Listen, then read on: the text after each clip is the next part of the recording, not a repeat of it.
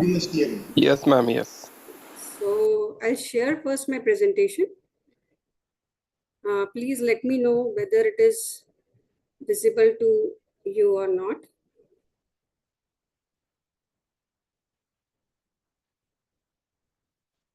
I hope this presentation is visible. Yes, ma'am. Yes. If it is possible, can you please make in the PowerPoint presentation, ma'am? Yeah. Yeah. Please Is continue. it okay? Yeah, ma'am. Yeah. Please continue. So thank you very much once again, Ankit, for your kind introduction. And in the beginning, I would like to express my deep sense of gratitude to the director of MMTTC, Dr. Muhammad Atik sir. And in collaboration with with the college that we are organizing this NEP orientation and sensitization program, coordinator Dr. N.D. Gawade. Thank you very much for giving me this opportunity and to share my views on very, very important topic with all esteemed participants of this session. So the topic which is given to me is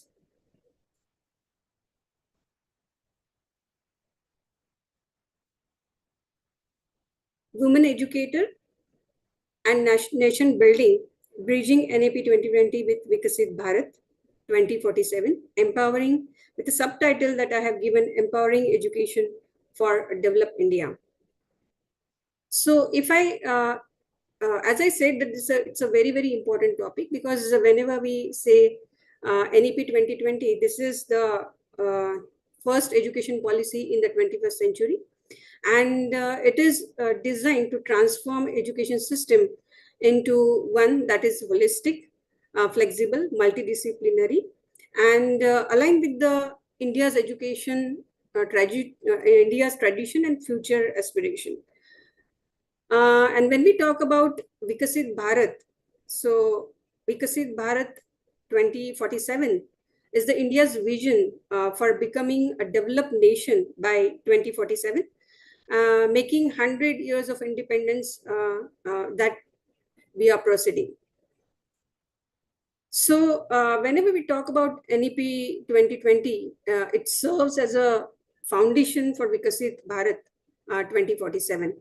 And I hope that this particular topic, why it is crucial, because all of us know that a woman is a motherly aura, and women educator play a very transformative role in shaping the society and driving the nation progress. Her contribution extend beyond the classroom, that we all know, by influencing the policy, research, innovation, social development. And that's why I think this is very, very important topic.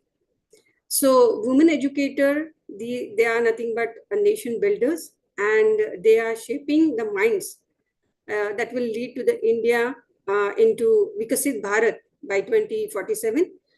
I think their empowerment is not just a necessary, but it will act as a catalyst for this progress. And being a chemistry teacher, if I define a catalyst will bring a reaction faster. So that's why I think this topic is very, very important. I also came to know that there are more participants for this particular orientation program are women participants. So I thought my presentation, which I have given some objectives of the presentation, as well as this is going to be the inspiration to all the women who are listening, esteemed women, and as well as the participants, whole participants who are listening to me. This is going to be an inspiration to you, and you will inspire the generations to come. So this particular presentation, it has some objectives which I have mentioned. It will basically emphasizes on the contribution of the women educators. It will also demonstrate how NEP reforms and align with the India's long-term goals. It will also advocate for policies and initiatives to empower women. It will also addresses the challenges faced by the women in academia and also give solutions on that problems. It will inspire all women as well as all of us to make up among all of us, for policymaker, institutions, and individuals, to support women in this progress, national progress. So these are the contents which I have mentioned. Objective I have already told you, and I hope this presentation will be helpful for you, and it will be inspire you and the future generation. So what we are going to see in this session is a brief overview about NEP 2020, Vikasit Bharat, importance of women educator in nation building, NEP as a transformative policy, role of women educator, then Vikasit Bharat, what exactly it means, how women educator contribute to the India's transformation. As I said, the challenges faced by the educator, the strategies for the empowerment, and some of the examples which I have mentioned in my slide, so that all of us will get inspired from them. And the final thought, women educator as a nation builder. So as in the introduction, I would just like to mention that if we talk about brief overview of NEP 2020, NEP 2020, it will basically emphasizes on 5 pillars. And this education policy, these 5 pillars, it includes that the education should be accessible, it should have equity, it should have quality, it should be affordable, and it should have accountability. And this education policy, basically it shift to the multidisciplinary education. Like you might have gone through the syllabus where the NEP has already been started in our university. The first batch of NEP for MSc, I mean post-graduation, is now going to be complete first year, first batch of NEP in 2025. So if you go through the syllabus, you will come to know that all the authorities, members, they have tried to include these aspects so that the students will get more benefited from this National Education Policy Framework, the syllabus. Like multidisciplinary education, we have introduced fostering critical thinking, we have introduced creativity is there, and problem solving attitude. We have focused on these aspects while designing the syllabus. Now again, in NEP 2020, what the emphasis is given on universal foundation literacy numeracy, so that the students will develop the literacy and numeracy. Their base will going to be very good. So in that way, we have designed the syllabus. Integration of technology in education, including digital learning and e-content. So all of us knowing that after COVID-19, I think almost all of us, we have shifted to online education platform. And this is a very big advantage of learning students. Those students who are facing problems, those who want to do multidisciplinary, or say want to learn other than discipline, if they want to learn the topic of their interest, and if it is not possible for students to attain or to go there, so there are digital platforms which are available for students. He can enroll him or herself, and then he will continue his education. Strengthening teacher training and professional development. So that is again one more aspect which is emphasized by the NEP 2020, and encouraging research innovation through initiatives like national research funding. So they are a foundation. So more focus that is given on research and innovation. And if you go through the syllabus, or so the framework which is given for NEP 2020, you will come across that if as a professor of Sant Gadge Baba Amravati University, Amravati, I will talk about the syllabus that we have given emphasis on research and innovation. And in PG, in post-graduation, for second year students in semester 3 and 4, we have introduced research projects. Again, it will focus, I mean, if we talk about Vikasit Bharat, then it will focus on education and skill development, which is considered as a key driver for economic growth. This is very important aspect, because when we talk about education and skill development, that is actually related to our I mean, the education sector, where we have to focus on education and skill development, how we can give it to the, how a woman or how a educator, like he will give his education as well as skill development, he can improve the skills in the students. This Vikasit Bharat also focuses on empowering human capital through quality education, infrastructure, industry, academic collaboration.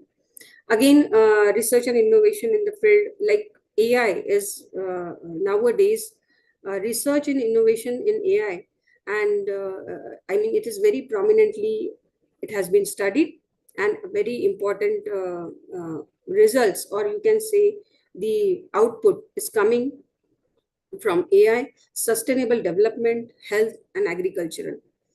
Again, Vikasit Bharat will focus on policy interventions to bridge the socio-economical disparities and enhance inclusivity. So policy interventions are also, I mean, it has been focused on.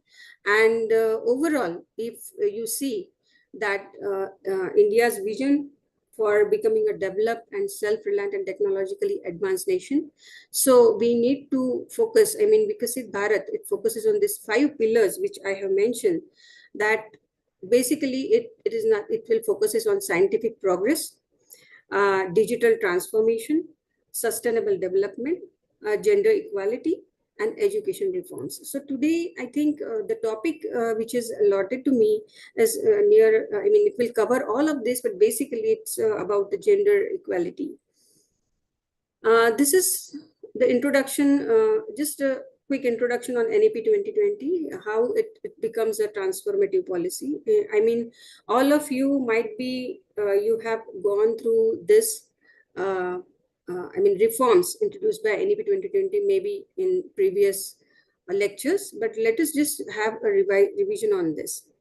So we have replaced the traditional educational system, which is 10+2 system, with a new 5+3+3+4 school structure. And then the emphasis is given where the early childhood care and education, educare for children with the age group of 3 to 8 years.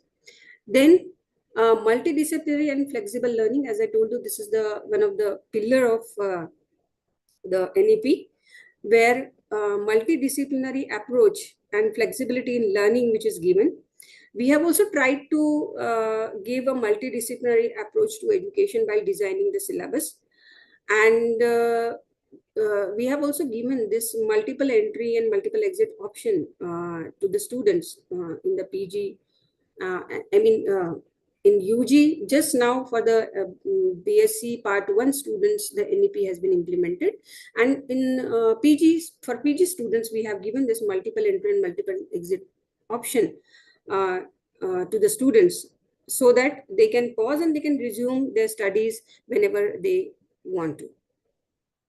So we are also focusing, this NEP is also focusing on the foundational literacy and numeracy, as I told you that in school level, whenever it is going to be, I mean, it is going to implement, so they have to, there should be fundamental literacy and numeracy by grade 3. Then strengthening the reading, writing, and mathematical skills, that is also there.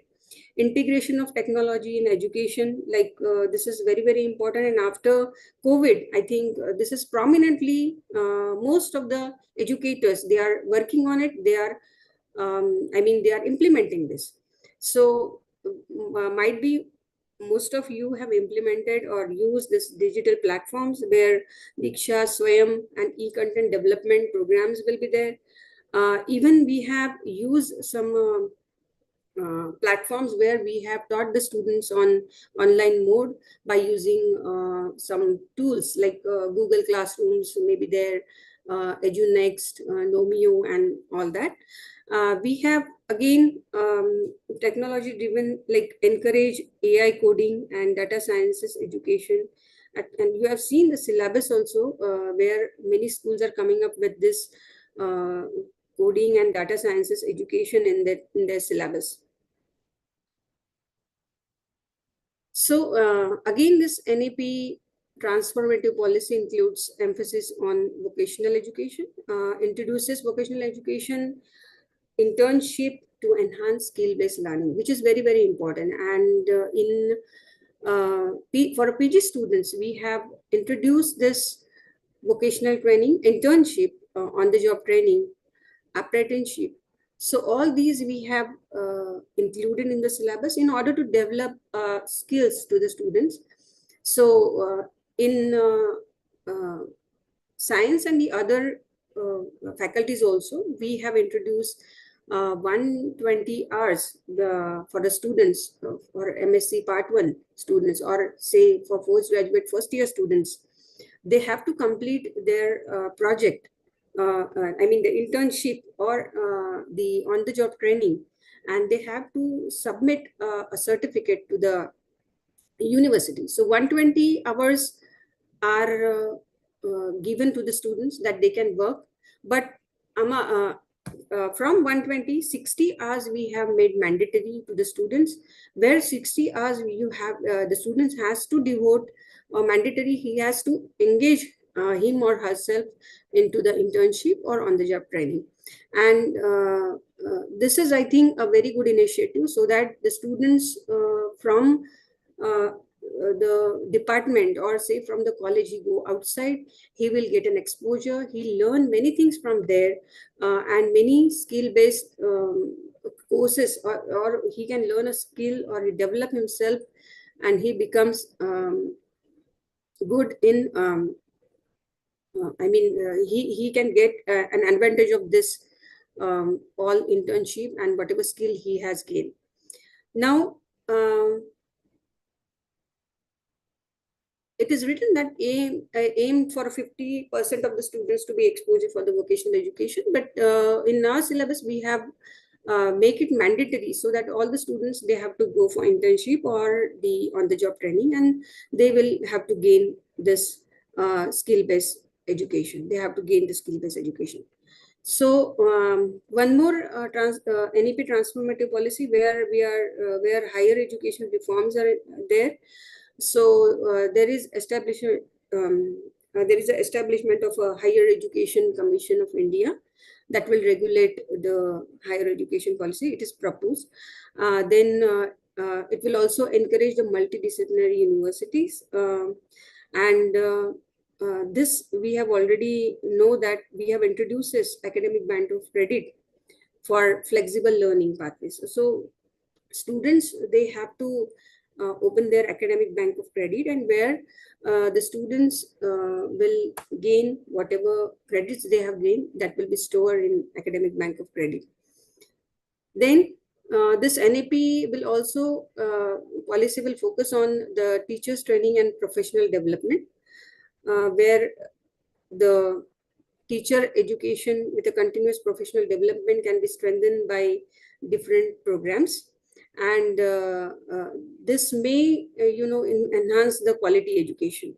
So it is very, very important to go through such programs and to gain a quality education, and that can be percolated to, or that can be shared with the other also. Promotion of Indian languages and culture. So that is again one more thing which will encourage the multilingual education with different languages. And one of the aspect of this NEP 2020 which we have implemented, or we have given into the syllabus of graduate students, where we have we have given syllabus for IKS.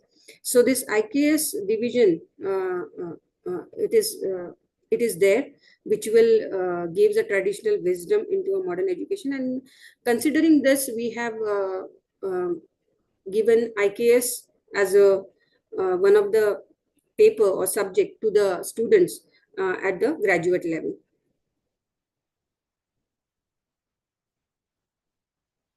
So this again, it will focuses on equity and inclusion, focuses on gender inclusion, which will support women educator and students. So we have seen many policies are there by Ministry of India, and then you have different policies as well as fund as well as fellowships which are there, which will which will support women educator to educator as well as students, so that they can pursue their higher education. Strengthening education access for marginalized communities. So there are, various funding agencies and the research fund as well as the fellowships which has been given to the students as well as educator to promote to promote education, research and innovation in higher education. As well as there are fellowship for the students that we are going to discuss, for a women educator that we are going to discuss further. Research and innovation is again a key aspect where there are various funding agencies which will promote the research. If you write a project, if you will, you will get, you have a different research funding agencies. If you approach them, that they will give you fund for research. Encourage collaboration between academia and industry, that also raise the fund, or you can also share your ideas and you can collaborate with the industries in order to develop research and innovation. So these are actually the NEP 2020 reforms which are introduced by National Education Policy, and focus on gender inclusivity and teacher empowerment. This is what the I want to discuss, where gender inclusivity in education, how it is there, how it supports the initiative that enhance educational access for girls and marginalized group. So this will focus on equitable learning and learning opportunities. This will also support for women educators. And there are, as I said, that there are, some policies which are there. So this is one that I got, Kasturba Gandhi Balika Vidyalayas, which is a residential schools for girls. So I just go, I had gone through this, and I came to know that in Tamil Nadu, somewhere in South, that this,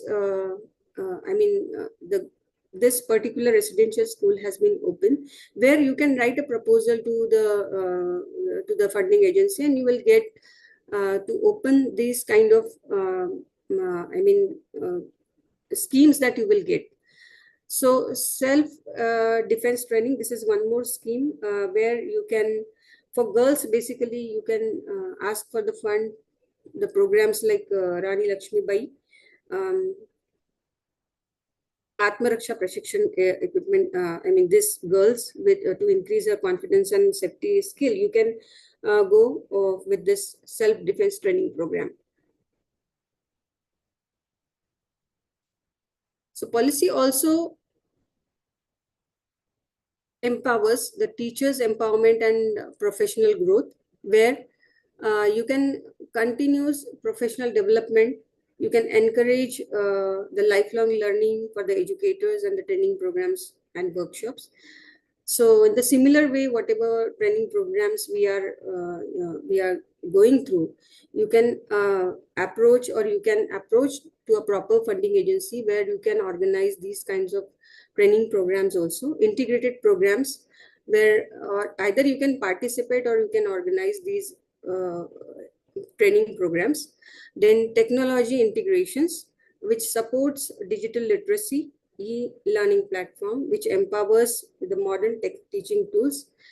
So all these, they will develop a teacher empowerment and a professional growth if you go through it.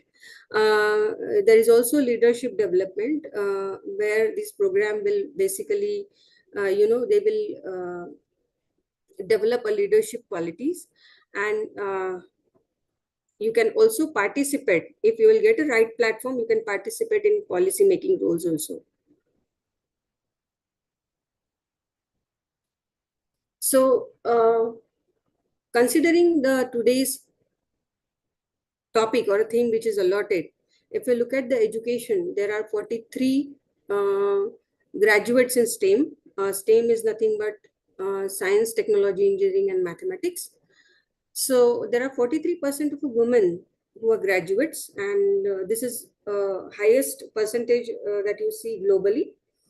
And if you compare it with globally, you will observe that here the female ratio is more in India.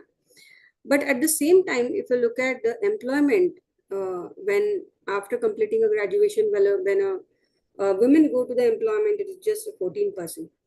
So this gap is nothing called a leaky pipeline, where from highest percentage where the students are graduating, women students are graduating, and but only 14% of the students uh, they are in job. Second thing, hello, there are some disturbances, I think.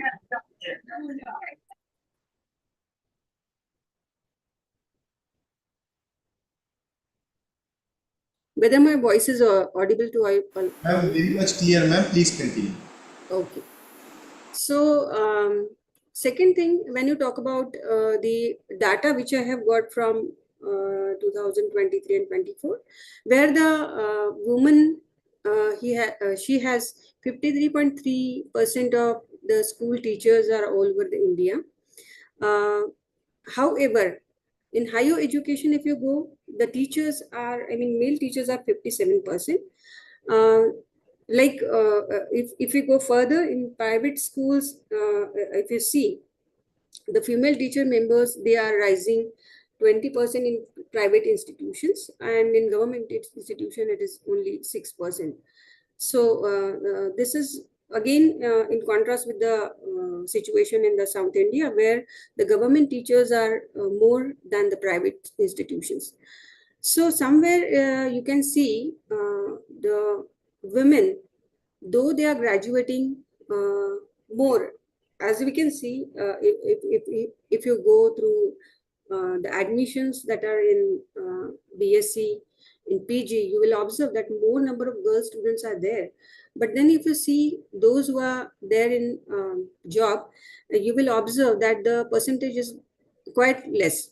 So nowadays it is increasing, and that may be because of all the women educators like STEAM educators and the others also. They are promoting girl students to go to the higher education and to secure a job.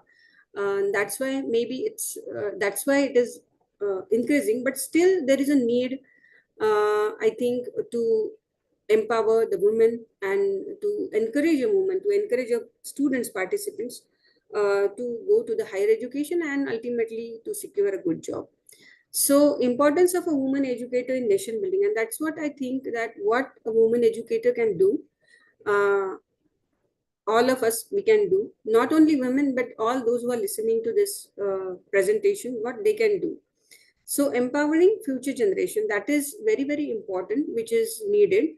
And how we can empower our girl students, as I said, that basically a girl can be, or educator may be anyone, maybe it's a male or female, you can encourage the students.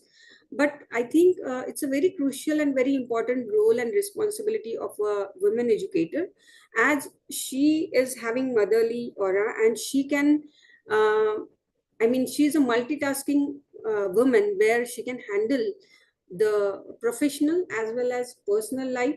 And as I said, it's a multitasking. That means she is involved. I mean, the woman educator is involved in teaching. She is involved in research. She is also involved in administrative activities.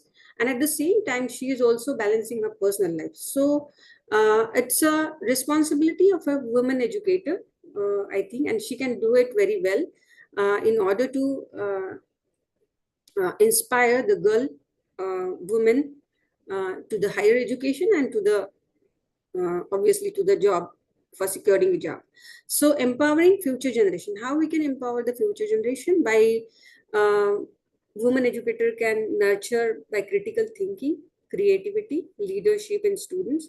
That we can do. I think every woman educator, she inspire the girl student, she allow or she she promote the girl student to think critically. She sometimes she used to develop leadership qualities in the students by giving a task. So by that way, you can empower a future generation. You can also be a role model. Like basically, it's good to have always. When I ask my students that who is your favorite teacher, so most of the time, I'm very happy to say that the students used to say that it's a madam. So whenever I heard this, I think that the women are the role models for inspiring girls, not only girls, but the boys also. So their presence, the third thing is their presence in education reduces the gender disparity. Obviously, it's like many of the students, they get inspired from you, and then it will definitely helps in reducing the gender disparity in present education. Second thing, strengthening educational reforms. So it is very important aspect where you can strengthen the educational reforms, implementing policies like 2020, just now whatever we have seen. So we will try not, all the things, if we go through by using NEP 2020 policy, it is not possible to work out each and everything as such. But uh, the things which are more important for a girl, for a student, in overall a student, not a girl only, but overall all the student participants or the students, we will try to strengthen the educational reforms in that way, so that it will be beneficial for all the students, all those who are taking education. So we can strengthen this educational reform. A woman can strengthen the educational reforms. She can contribute to the curriculum development, sustainability, innovation, and gender equity. If suppose a woman get a chance to go to the different bodies where policy making bodies, she can give her best in developing the curriculum and the other aspect. Then third thing, advocacy, definitely it going to help the inclusive policies. So there are other importance driving economic growth. Women's importance in this woman educator in nation building. She can give or educate a woman and enhance the workforce participation. She can encourage the students to participate, contribute to the skill development and vocational training, and students for a future industries. So that is again very, very important. As I said that we have made it mandatory for a student to go for internship or for go to the on-the-job training. Even by giving some vocational trainings at the department, by skill project to the students, we can enhance their skill and we can prepare a student for a future industry. Third thing, involvement in research and entrepreneurship, innovation, and national competitiveness. So this women can encourage the students by involving them in research. Basically, we used to encourage the students from the department to do research. Maybe the project is in the second year, but still the student from the first year, they used to participate in different research conventions activity, like it may be an Avishkar, it may be National Science Day, university level or state level activities, where the student actually come up with the idea and they will involve in research. So I think a women educator can help in nation building just by doing this. There are different cells where where we can approach, or where we can approach the industry, and we can also, if a student is coming with a good idea, we can also offer an entrepreneurship and we can approach to a particular cell so that the student will get finance to open his own startup. So women educator can also promote the social and cultural progress. So social progress, if we talk about a woman educator can challenge a stereotype, and she can promote a gender equality in education and employment.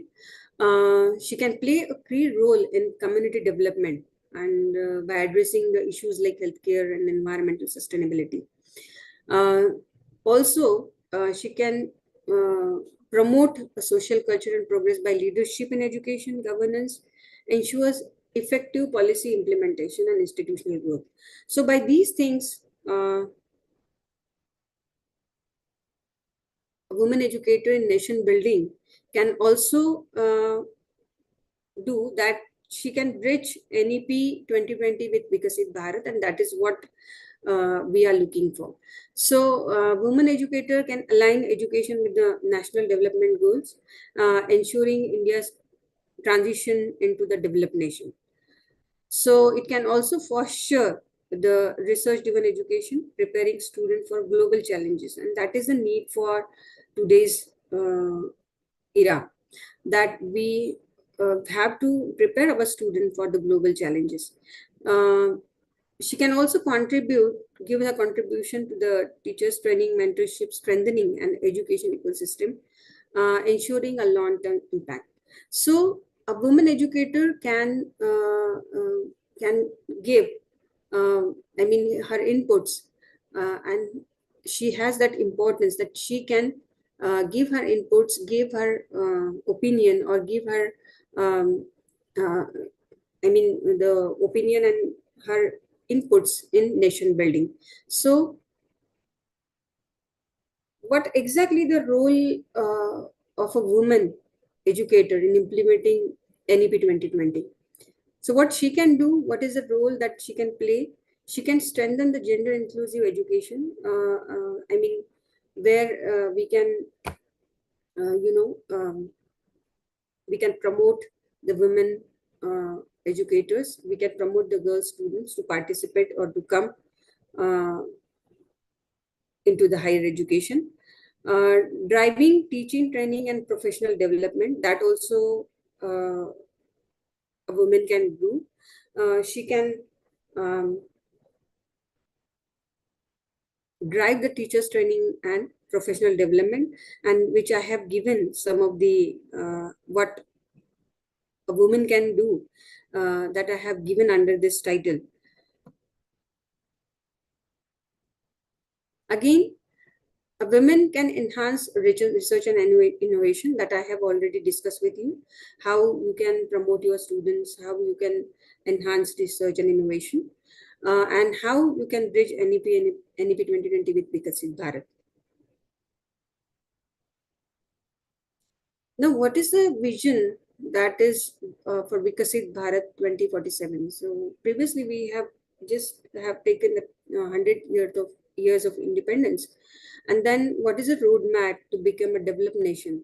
So there are some key points which I have identified. The first one is that economic growth and industrial development, which is very, very important. By taking economic development and industrial development and economic growth into consideration, we can go for a Vikasit Bharat. Similarly, governments and social equity, that is again one more very important aspect.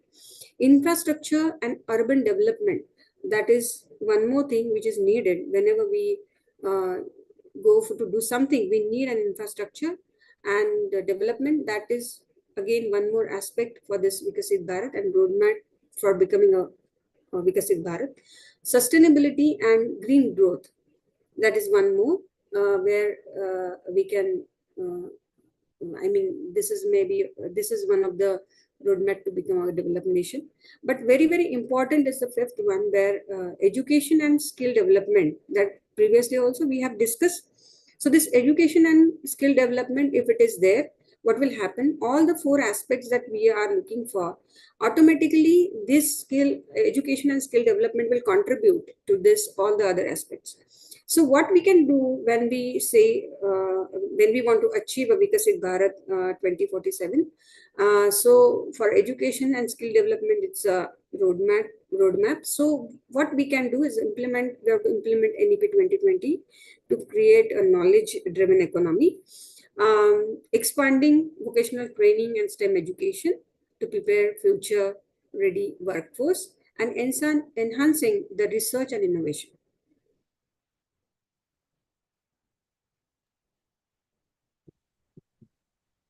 So I have just again given some slide on importance of education and skill development in this vision.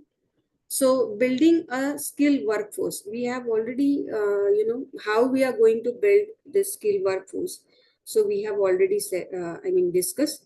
There are some key aspects which I have mentioned on this slide, that vocational training and skill development, and we need to, give students hands-on experience so that we can develop a workforce, and we can appeal a students, or we can provide education to the student in such a way that he or she should be will get a better employability and entrepreneurship. And then driving economic growth is again another importance of education and skill development, where for economic and driving economic growth and all that, what we need is again the same kind of a things. So thirdly, this skill development and education and skill development can having an importance in enhancing social equity and inclusivity. So all these you will come across that they are somewhere interlinked with one another, that automatically enhance the social equity and inclusivity. For that, you need to work, and you need to identify where you can give your social, where a woman can participate. If we are talking about women's, so women can participate. How you can encourage them, and how you will get a leadership role, so that once you will get a leadership role, you can go do a good things where you can promote gender inclusivity, and as well as you can promote the other women participants or women educators to come forward. Then again, strengthening innovation and research, that also we have seen. So education and skill development, I think it is a very, very important aspect, and that will have an importance in this vision of Vikasit Bharat. So how a woman educator contribute to India's transformation? That is again one more thing, how we can contribute. Like if we consider as a woman educator, how I can contribute to this India's transformation. So what I will strengthening the gender inclusivity in education, that I can do. So it's not, we have to start it from where, if we are not in policy making decisions everywhere, but we have to start from somewhere, that we can strengthen the gender inclusivity in education. So we can promote whatever girls that we are having in education. We can promote them for higher education. We can promote them to go for a good job, or the jobs in industries, education sector, or anywhere where they can promote the other women. So women educator, in this way they can strengthen the gender inclusive education. Then driving educational reforms and policy implementation.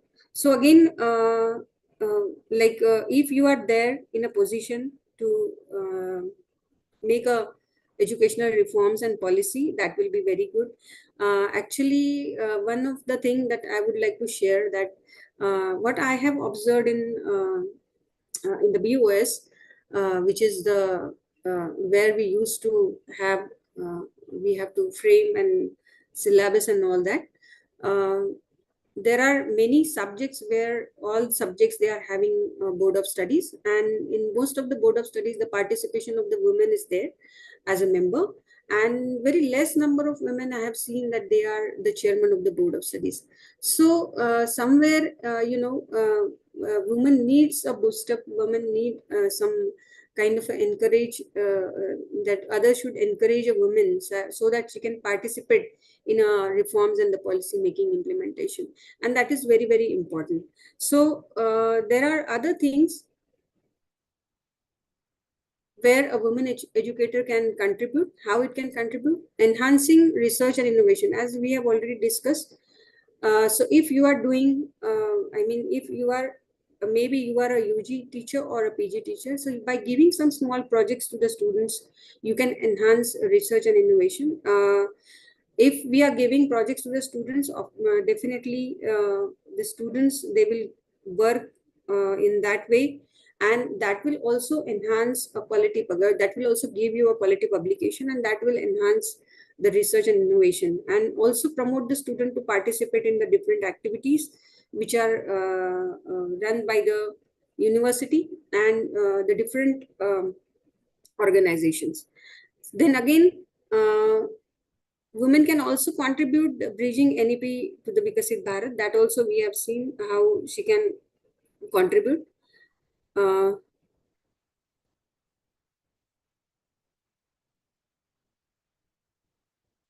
So encouraging leadership roles for women in academia, addressing barriers to the leadership. So whatever barriers that will come, I hope that it's not, I would not like to discriminate anybody, but somewhere it has been observed that a kind of a little bit kind of a discrimination that if a woman is facing, so she has to address that barrier to any kind of a discrimination. So you can address the barriers in the leadership,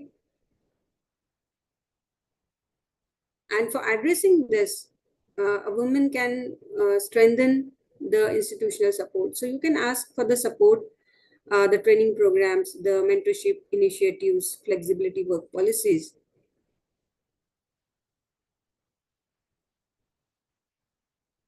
You can also participate in policy interventions for gender equity. So if it is possible for you, for a woman educator, they can also participate and give interventions for gender equity. If you are there on a right platform, you can also do this. Promoting women's leadership in STEM and research, that is in our hand, that we can do. We can promote a woman in education in STEM, and also we can promote the students in research, women student or girl students in research. Now, previously I talked about little bit about the challenges that are faced by the women.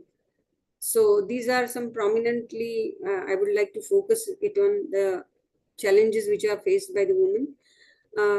Usually I used to ask a question in my institution to a lady, that a simple question, that have ever in your service, that have you faced any kind of a, discrimination somewhere, little bit.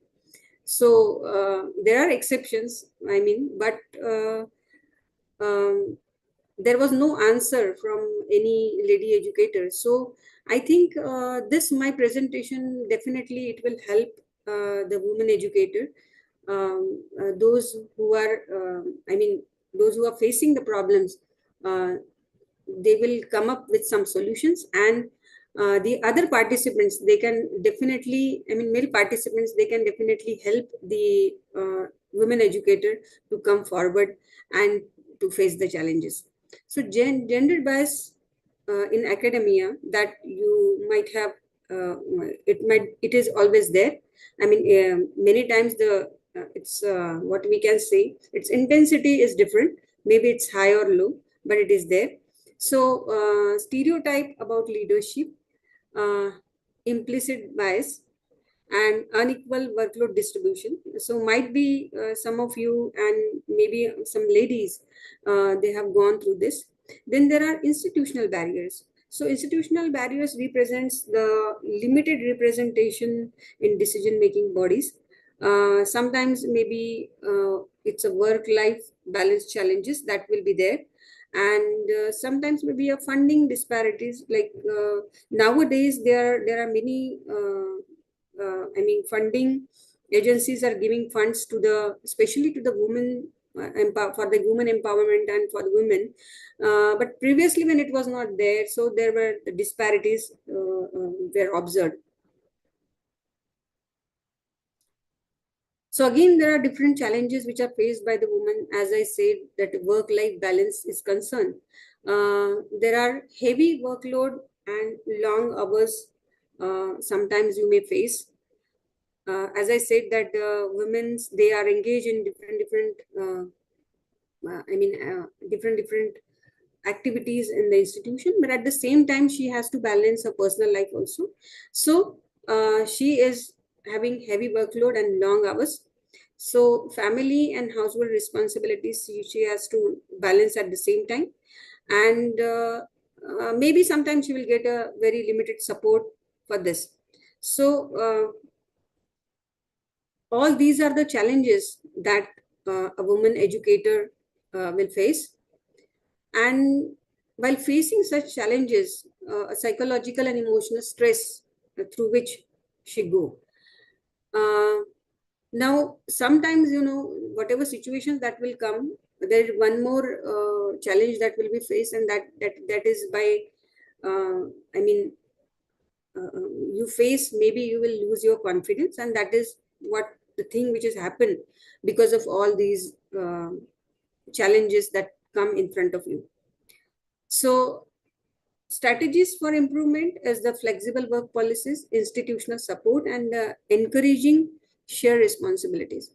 About flexible work policies, if you talk about, like in NEP 2020, like you might have gone through the policy where 60 and 40%, like 60% is whatever which is given as offline education, and 40% that you can give, you can take online lectures. So that is how some flexibility which is given, because many assignments at one time we cannot, we cannot attain each and every one. So there should be a flexibility in education, and that is what the thing which is there. Institutional support, of course, some institutional support if you will get, that will minimize the challenges in front of you. And encouraging shared responsibilities, if responsibilities at the workplace also and at the home also, if there is sharing of the responsibilities there, I think that will help to minimize the challenges in front of women educator. And this is the slide where I have just compiled all the challenges and the need for empowerment, so that we have seen gender bias and stereotype, work-life balance and career breaks. Sometimes because of the work-life balances and the career, you need to sacrifice, so there is a break in the career, so that may also happen. Limited access to funding and resources, and previously it was there were limited funding resources, and nowadays you can see there are some funding for women especially. There are some fundings will be there by some funding agencies. So underrepresentation in the leadership role, as we know, if we are not in the leadership role, we have to listen. Whatever policies that has been made, or the policies which has been there, we have to work in that way only. So if you are there in a leadership role, you can make some modifications, and where you can minimize the challenges that are coming in front of women educator. Workplace harassment and discrimination is one more thing, which is, if you have workplace harassment and the discrimination, obviously that will definitely lose your confidence, and it will overall affect the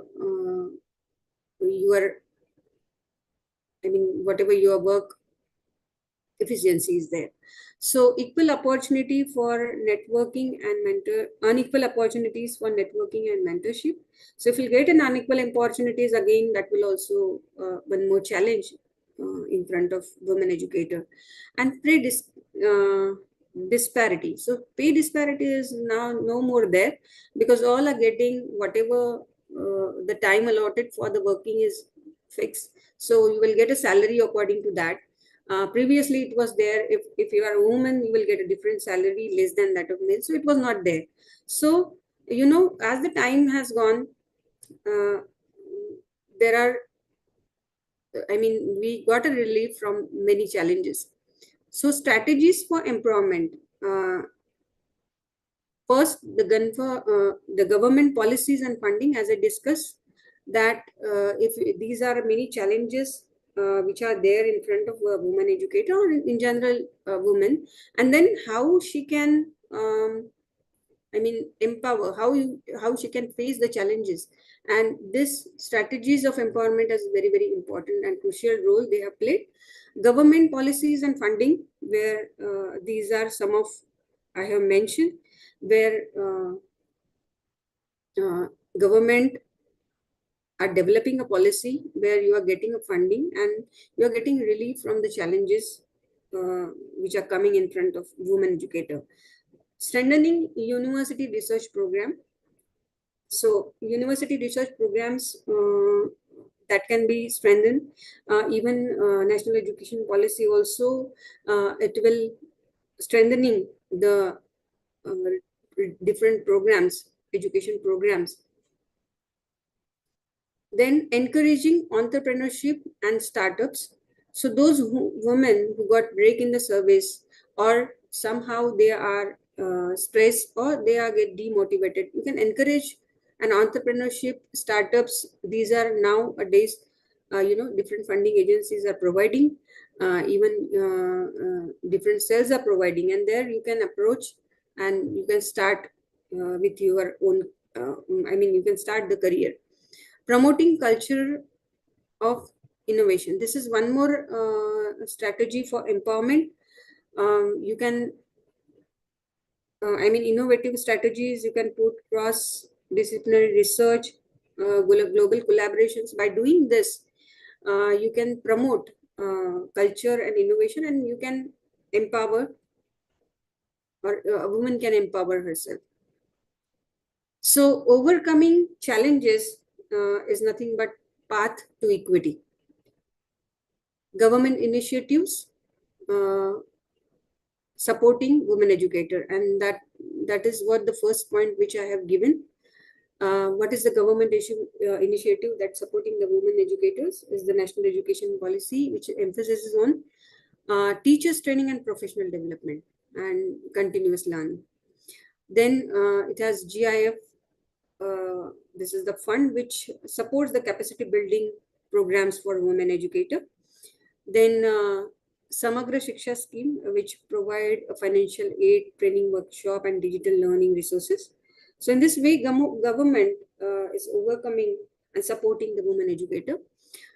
Foundations and organizations supporting women educators, and that is how, going through such challenges where, as I said, that the global foundations, like they can provide you a grant or they can provide a scholarship for the women educators. You might be knowing many of the funding agencies like UGC, DST. So they will give you a fund, Women Studies Center, even for research, for curricular development and outreach program, they will provide you a fund. Then Niti Aayog initiatives integrate education, skilling, microfinancing to empower women. So this is one more way by which a woman can overcome the challenges. Digital learning and skill development. So if any woman educators is supposed stress, and any student, women student or girl student who just wanted to develop skills or wanted to learn something, she can use the platform where Swayam, the other online platforms are there, and she can make herself interact with others, and take the knowledge, and which will be helpful for her to develop the skills, and then she can collaborate with industry, academia, and in that way she can overcome the challenges.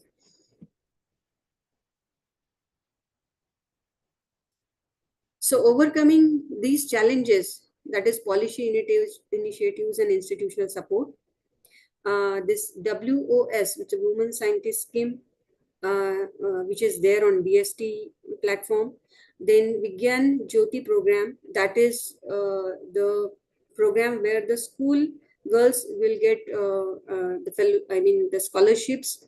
Gender advancement for transforming institutions. This is one more, the program where you will get benefit out of it. Then SERP power initiatives, which will provide you the fellowships and grants. If you go through the site, you will come to know there are different fellowships and programs on this site, and you can apply for this fellowships and programs. Then Women in Science and Engineering, Kiran, Vice Kiran, which is the program by DST. That is also one more funding agency that will provide you. Again, DBT is there. Biotechnology Career Advancement and Reorienting Program by DBT. So that will also give the schemes and the funding. This is for the girl student, postgraduate Indira Gandhi Scholarship for a single girl child initiative, which gives the fellowships to the students at the different levels in the education. Technology development and utilization program for women. You can go through. Now there are government initiatives. There are many more. Some of them I have listed here. Government initiatives like scholarships and fellowships, they have really increased the participations of women in education. And if you look at one data I got where in IITs, the female enrollment of 8%, which was there in 18 and 19 year 1890, it was now increased to 20% in 2020-21. So these path, they are definitely help to encourage and enhance the student career. What is the impact of these policies? So these policies, if you go through and if you tell the educators, if you share it with the educators as well as with the students, what is going to be the impact? The impact is nothing but it will increase the female enrollment in the field, in the research field, as well as in the teaching, the field where the students are taking education. Those who have got, those students after completing their PhD and having a break in their career, they can also apply for the different DST fellowships, and especially for the women, those who are having career break. So you can encourage the students even for pursuing the PhD program also. There are different Bharti Sarthi fellowships which are there. So you can encourage the students to take the advantage of that fellowships. So this impact of the policy is to increase the female enrollment ratio if they are getting fellowships and the, inclusive in all, if they are getting an opportunity for a fellowship as well as for the scholarship or for any of any type of funding, then definitely their enrollment is going to increase in the field and also enhance the career opportunity and leadership representation for women. So once they are enrolled in the, in the education, in the research, obviously they will go to the higher education and they will get more opportunities, and they will secure a job, and they will also come to the leadership representation. Now, strengthen India's innovation and ecosystem, and that will, if this will happen, if we strengthen this, not only girls but boys or the all educators, then we will strengthen this India's innovation ecosystem, and it will definitely contribute to the Vikasit Bharat. I thought that my presentation will be incomplete if I am not mention some of the female educationalists who have changed the way of learning. So I thought I should mention some of the names. So one thought which I have written there, that you teach a man, you educate a man, but you teach a woman, you educate a generation. And these are the ladies who have contributed their life for a woman education. So first and I mean most important, which is the name, which is Savitribai Phule, and every one of us will know that she has. I mean, she has opened the first school in Pune. Then Pandita Saraswati, she has developed to women's empowerment and education. Then Anai Besan, she has uh, opened and established girls' school in Varanasi and Madras. Then Begum Rukia, she founded first Muslim women's school in Bengal. Some of them, again, Sarla Devi. Her school in Punjab integrated with material arts and training, and she has for fostering self-reliance during the Swadeshi movement. Then Durga Bai Deshmukh, she has established 15 schools and vocational centers for marginalized girls. And Hansa Mehta, she overhauled the Baroda University curriculum and introduced women studies and scholarship for girl students. Veena Mazumdar, she is a co-founded the Center of Women's Development Studies in 1980 and a pioneer of gender audit in teachers training colleges. Anuja Sharma, she is IS as Gujarat Principal Secretary of Higher Education. She launched a Swadesh 2020, a digital platform for connecting rural girls to the STEM mentors. And one more, Dr. Neetu Bhagat. She's a Deputy Director at AICT. She designed Tech Saksham initiative in 2019, providing AI certificates to 50,000 female engineers. So there are many more. The list, I mean, it's a big list, but then in order to empower, in order to encourage and inspire women educator, I thought that this will definitely, if we go through their work, or if we go through at least the highlights that whatever they have done for women educator or for women, for girls, I think all of us will be inspired, and that is the purpose of including the names of these ladies into my presentation. So, impact of 2020 on women's participation in education.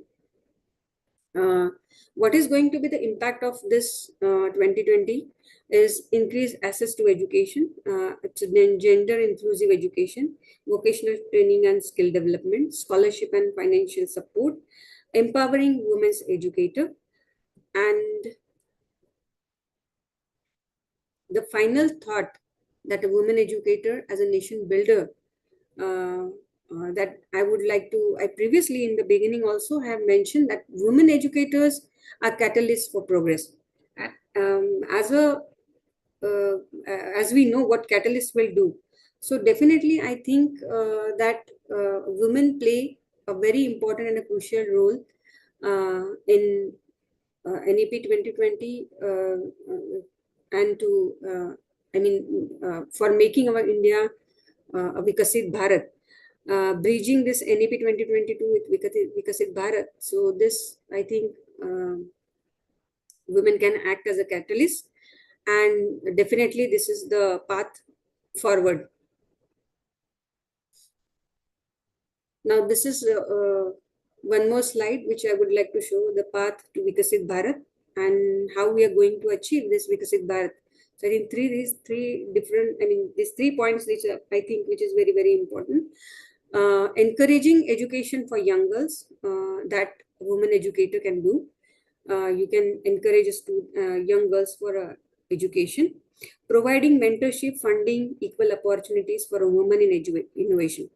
So as a woman educator, and if you are in a policy making decision, then definitely you will be work on this, that providing mentorship, funding, and equal opportunity to the women in innovation, and enhancing policy framework that supports gender equity in workplace and research institute. That is again very important thing, where I mean all of us, we can work for this. We can enhance the framework that supports the gender equity at workplace, not only workplace but also at the research institution. This is a road ahead, empowering women for Vikasit Bharat. And this is the final thought. Women's empowerment is not just about the inclusion. It is about unlocking the full potential of India's scientific and technological progress. So together we can shape a world where talent knows no gender. So educate a woman and you will educate a nation. I think with this, I will over my presentation. But before ending my presentation, I would again like to share some very important points. It is, I hope that for this particular NEP orientation program, most of the participants are from the our affiliated colleges and affiliated to our university. Most of the participants, I hope they are from the Amravati University. So if you go on the site of our university, you will, I hope this is visible, whatever I have shared on the screen. Is it visible for all of you? Yes, ma'am. Okay, so if you need a more details, like there are some, I mean, whenever I have interacted with the faculty members in the colleges, I have come across some problems that we have implemented. We have now syllabus in for PG, we have implemented and we have designed syllabus accordingly. For UG first year, we have implemented national education policy and we have designed syllabus accordingly. Now, there are many questions and many problems. We have tried to implement almost all the things which are there, but though these things are mentioned in our direction, so I hope, I mean, I appeal all of you to go to the direction which is published on the website of the Amravati University. If those who are not knowing, the NEP direction for all the faculties, if you can come across, you have to find it. Actually, I have, as I am from the science faculty, I will be knowing about science faculty direction. So if on the university website, if you go, and if you go in Gazette and notification, this, I mean, this will pop up. And when you go to the Gazette part 1, you will come across 40 number, where if you click on 40 of 2024, if you go, and if you click on that particular page, this will come. This is nothing but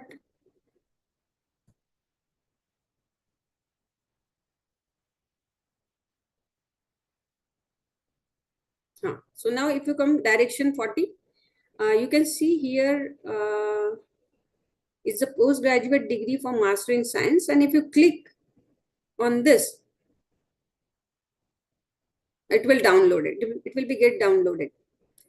So I'll be having already, it is there. So I'll open it, and you will, this is one, I mean, this is the first, this is the page which I am on, 9th page. It is direction of 102 pages, and I'm on the 9th page. So why just I want to bring it to your notice that see, whenever we are implementing this national education policy, it is not possible, to develop the mechanism as such, or yet some mechanism has not been developed. So what is the responsibility of an educator, or what is our responsibility? If you go through the direction, you will observe that everything is mentioned, that how, what is the actually the scheme which is given, what is mandatory, what are the credits, what should be the paper pattern, what is internal marks, how many marks will be there, what is the pattern, everything is, it is mentioned. But now where there are some other issues where the clarity is not there, or the mechanism has not yet been developed. So what you have to do, I mean, what I just want to focus, I want to focus on this page where you can see this is NEP working committee in the university. So here, I mean, the chairman is a honorable pro vice chancellor and the other members are there. At the same time, university level departments, they are also having this NEP working committee where the chairman is head of the department and one teacher. And at the college level, if you go, you can look at this, that there is NEP working committee and where you have a principal or a director is a chairman and the other members are there. So you should read these powers and duties of the NEP working committee, because those who are facing problems in implementing or whatever difficulties that encounter, you should communicate that difficulties to the university, so that university cell or a university committee that will work on it, and together we can find a solution on this. So that is one thing which I would just wanted to share according to this.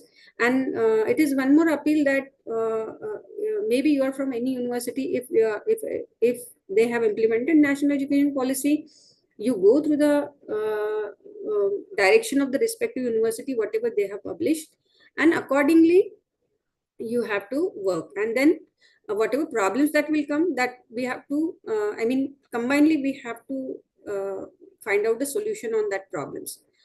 Secondly, so you can see everything is there in this direction which is mentioned.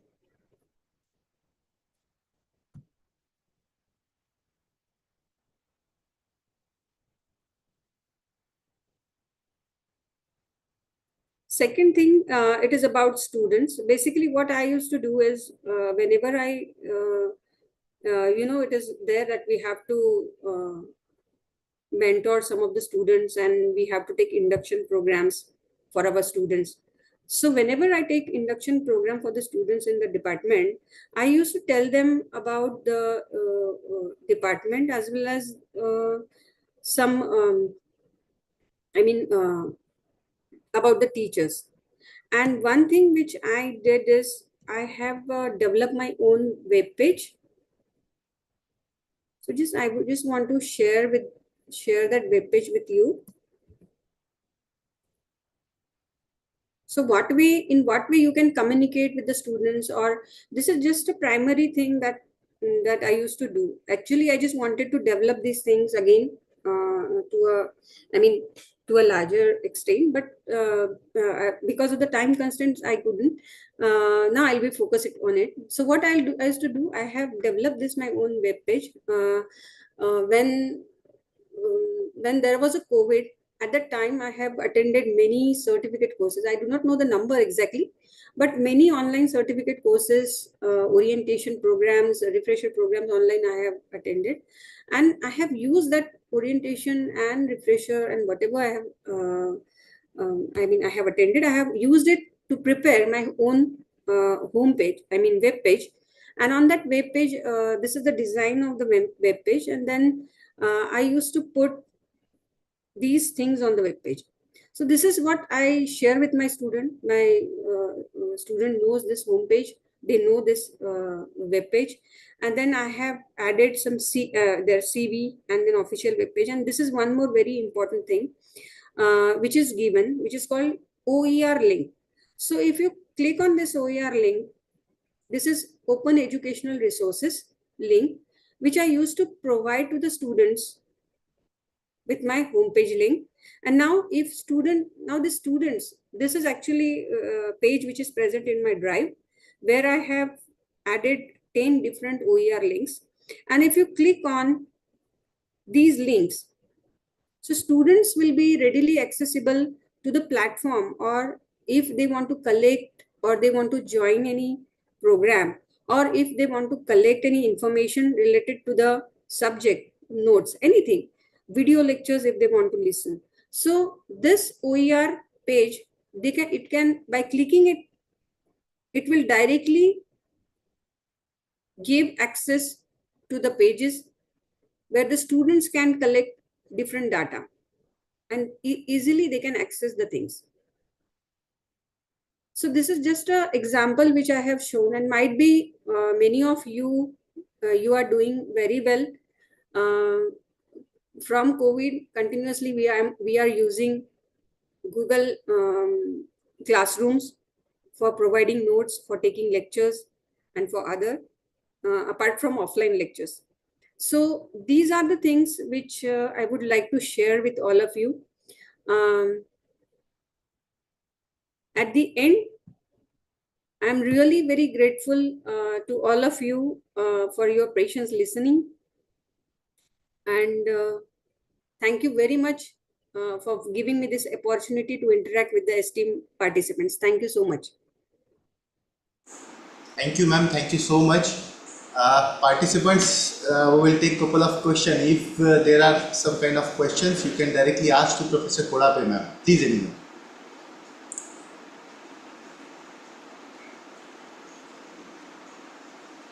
Ma'am, one question in the YouTube that you have mentioned the gender discrimination.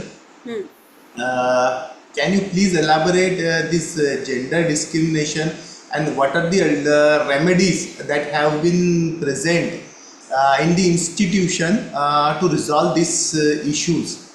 This is a question as far as student and the faculty concerned.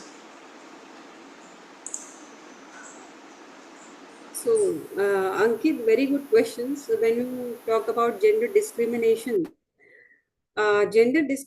is something that if you are differentiating a man and a woman, that I mean, sometimes there are different ways to express this gender discrimination. I mean, it depends on that particular person, how he looks to the the gender, the woman and the man. So if man is discriminating by some way, that the women they are not that capable of doing anything, or not that capable of doing anything, so that basically from the tradition, from the beginning, it has been said that the women are only made for chul and mool, and that is what she cannot do anything. If in this way also, if a woman educator is facing a problem, that if any person, male, if he is thinking that women can't do this, or she is incapable of doing that or anything, so that is how the gender discrimination goes. And the other thing that I want to say, because of this discrimination, many opportunities, like if anybody thinks that she is a lady and we don't want her to allow to go there and go to the higher position, and the vice versa, and the other things. So if anybody is doing it by thinking that she is a lady, I think that is gender discrimination. So whatever, if there is any post, if there is anything right in front of you, and you are observing it equally without any gender, if a woman, she is capable, maybe it's a woman or a male or a female, if he or she is capable, she should or he should get it.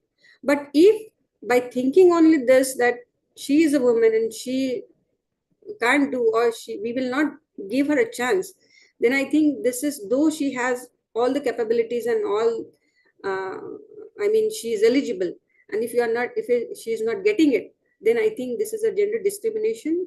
As a woman, she is forcefully put into putting backward, or she is forcing to be backward. So this is how I think, this is the actually gender discrimination, that is what I think. And at institutional level, suppose you observe these kind of things, gender discrimination, and obviously if it happens, so there are there are the things where you can go if you are going through any kind of a harassment, then you can go to the ICC. If you are going through any kind of say injustice, then you can go to the grievance. And there are, I think, in our institution, I mean, in order to, I mean, you can go anywhere. There are other platforms also, but in university and in the colleges, I think in the colleges also there is a committee where you can put, I didn't remember this, but one main committee is there where I think the management members and the college members are also involved. So there are committees at university level, even the national level, where if suppose you are facing this kind of a discrimination, you can also go to the, if you will not get a justice at institutional level, you can go to the higher level where Mahila Ayog and the other things are also there. So UGC is also providing a platform, even at the, I mean, there are many things where you can go and ask for a justice. I got some emotional, something emotional while asking this question, Ankit. I hope that might be our participants that they got an idea what exactly the gender discrimination and what to do. Yes, ma'am.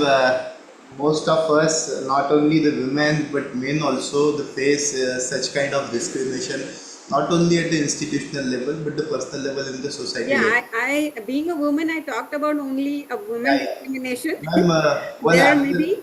one another question in the YouTube, that you have shared one direction that has been issued by the university with regards to implementation of this national education policy, Yeah. where you have shown two different cells, that is the NEP cell that has been constituted by the university under the chairmanship of Honorable Pro-Vice Chancellor, and under the chairmanship of Principal of the Director of concerned autonomous colleges of the affiliated college.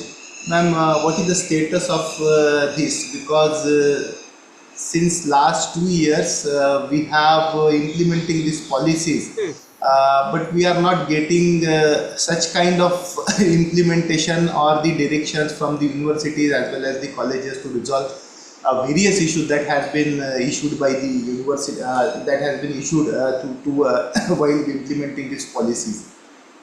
Yeah. If you are asking about the status, Ankit, actually, I think there is a NEP cell which we have developed now. This is direction which is published in 2024. So, like, I do not know who is going to initiate this, but then if the problems are coming at the college level or at the departmental level, so it should be raised and it should be go to the this NEP working committee. Then and then only I think it is going to be, it is going to be, I mean, the actual work will start. I think I heard that maybe colleges are aware of this committee. I heard about this. I do not know exactly what exactly the position, but I heard somewhere that colleges are aware of this committee, because I also went to some NEP orientation program which was by some teachers organization, and there also I have focuses on this committee. Why it is necessary? It is just why I just want to appeal everyone that there are many problems, and we have to face problems, because as an educator we are there and we are facing how we are going to implement these things in our colleges and in our university. So what I think is we should take an initiative to do something for this, because at the end who are going to face is that college, that department, and the students.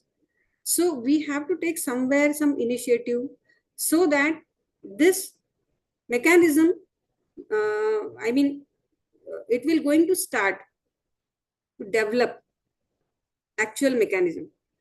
So I think right now there is not such anything which is there. Maybe. Am I right? Because that can be, the answer can be given correctly by the Actually, educators who are there. I want to disclose here.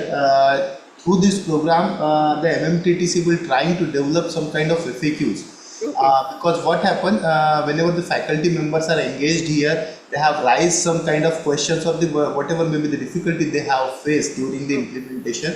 We are Okay. trying to summarize these difficulties in the form of some FAQ, Okay. and definitely we will coordinating our director IQAC as well as the another IQAC coordinators Hmm. of the affiliated colleges, Hmm. Hmm. and therefore we are going for such kind of collaborative program so that the concept of the towards the implementation and whatever maybe the situations or the problems are arises, Hmm. because couple of questions we have directly connected to our respected deans of Hmm. all faculty members, of all faculties, Hmm. and they are certainly resolve that issue. But some couple of issues that will take some time, because that are the policies issues, and we have to go Yeah. before the appropriate authority. Yes. So I will request through this through this program each and every faculty member. So whatever may be the questions yeah, arises during the implementation of this national education policy, you can certain summarize that question and please send to us so that we can develop a huge FAQ that will be very much essential and beneficial to our student, not only student but our HEIs also towards Yeah. the implementation and resolve the problems. So Actually, Ankit, that is what was, that was the purpose behind this. Why just I have put it this slide, so that every one of you, everybody is saying that there are many problems and we have to develop a mechanism. But then to develop a mechanism, we should know what we should do. So we have to start somewhere. If you are taking an initiative of this FAQ, I think I should congratulate you that you are taking a first step, so that we can easily implement these things, so that future nobody will get, all of us will get benefited out of it. So thank you very much, Ankit. thank you, ma'am. Now there are no more questions and we have to move for the another session. So if you could permit, ma'am, can we conclude? Yeah, thank you so much for giving me this opportunity, and thank you, and all the best to all the participants. Thank you. Thank you, ma'am. Thank you Thanks so a lot. much. On behalf of all the organizers, I would like to extend my sincere thanks to Professor Manisha Kodape, ma'am, for being with us, enlighten us, and gives us a roadmap towards the implementation of this national education policy. Yes, ma'am, this policy says the equitable education, but there are some hurdles, Yeah. and we will definitely resolve that hurdles within couple of time, within couple of days, because whatever may be the hurdles or whatever may be the problem, we have to first speak and then we can resolve. Without speaking, it is not possible to resolve that issues. So we have today that given us the mantras to towards the speaking of this problem and towards rising of this issue. So we are really thankful to you, ma'am. On behalf of all the organizers, I once again extend my sincere thanks to you for your precious time and thought-provoking session here. And with the kind consent of Professor Kolape, ma'am, I would like to declare that this session will be over here. Thank you, ma'am. Thank you so much. Thank you so much, Ankit. Thank you for giving me this opportunity. Thank Thank, you, all of you. thank you, ma'am. Friends, we will move for our next session as I have told. Hello, Professor Suresh, ma'am. Thanks, madam.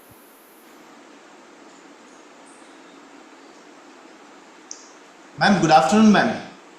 Afternoon. Ma'am, if you could permit, shall we continue, ma'am? Ma'am, your voice is not audible, ma'am. No, ma'am.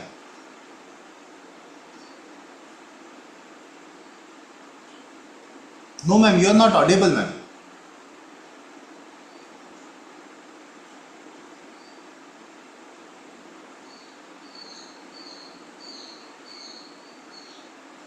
No, ma'am, no.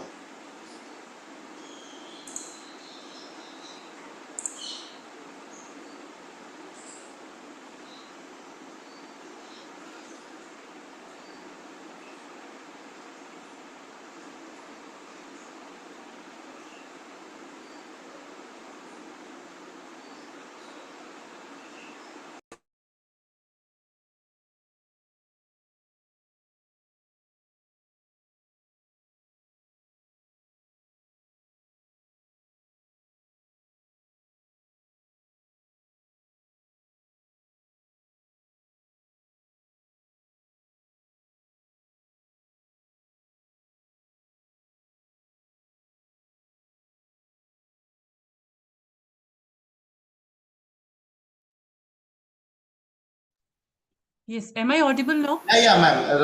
Right now it is very much better. So can we continue, ma'am? So, friends, good afternoon once again and namaste. As I have earlier told that our today's session have been split into the two different parts. We have completed first part and now we are moving towards the different parts.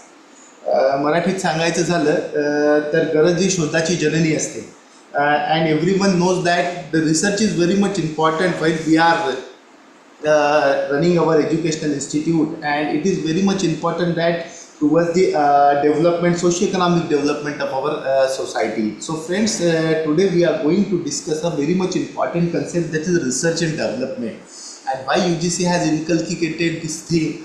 You know that the transdisciplinary research, interdisciplinary research. Now today we are talking about this segment.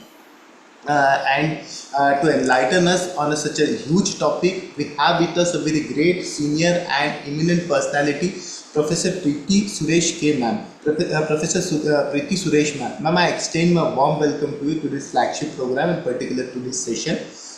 Friends, Professor Suresh Ma'am is at present serving as a director and the professor at the University Institute of Pharmacy at Pandit Ravi Shankar Shukla University, situated in the Raipur, Chhattisgarh. Ma'am has more than 2 decades of experience in this field of higher education. She particularly belongs to the Pharmaceutical Sciences Faculty of Science and Technology, and particularly Pharmaceutical Sciences. Her area of specialization is the novel drug delivery system and nano carriers for the drug delivery applications. She has associated with the more than six projects of this national important eminence and the drug delivery systems. Under his able guidance, 5 students have been awarded with the PhD degree, and 2 students have been pursuing their research under his able guidance. She is the member of the Chhattisgarh State Pharmacy Council, as well as there are more than 100 research articles on her credit that have been published in the reputed national as well as the international journal. She has recipient of the Dr. Eric Gold Medal for the best scientific presentation at the international conferences held in the Kochi August 2019. Best research paper awarded with the research fellowship by the International Foundation Japan in 2005, awarded with the senior research fellowship by the Council of Scientific and Industrial Research in the 1997. Friends, right now ma'am is a member of various statutory authority like as the Academic Council, Board of Studies, not only at the Pandit Ravi Shankar Shukla, but different university also. She is also the esteemed members of the this steering committee that has been constituted by the Chhattisgarh government towards the implementation of this national education policy. So friends, this is the brief introduction with regards to Professor Preeti Suresh ma'am.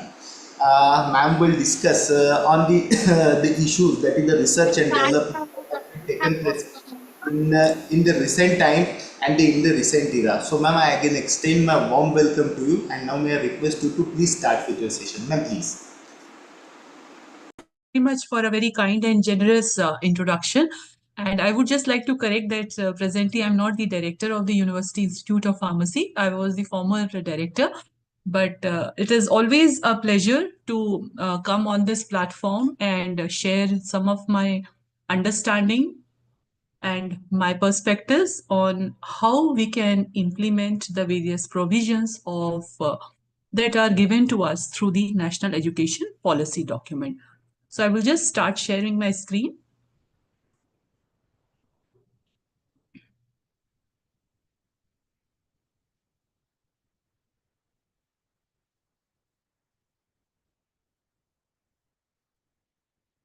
So I would like to thank the Malvi Mission Teachers Training Center at the Sant Gadge Baba Amravati University, and especially Professor Mohammad Atiq sir for inviting me and giving me one more opportunity to be here and share some of my understanding on this very important topic that I will be discussing with you, that is research and development.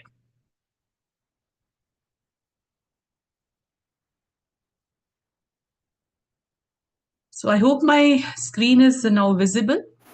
Yes, ma'am. Which day of the program is this, of this NEP Ma'am, orientation? this is the fourth day of program. Couple of themes, that is academic leadership and governance, and higher education and society, and skill development we have completed. And today we are going to the fourth day of this program particularly. And this is the very first session on the research and development. Input.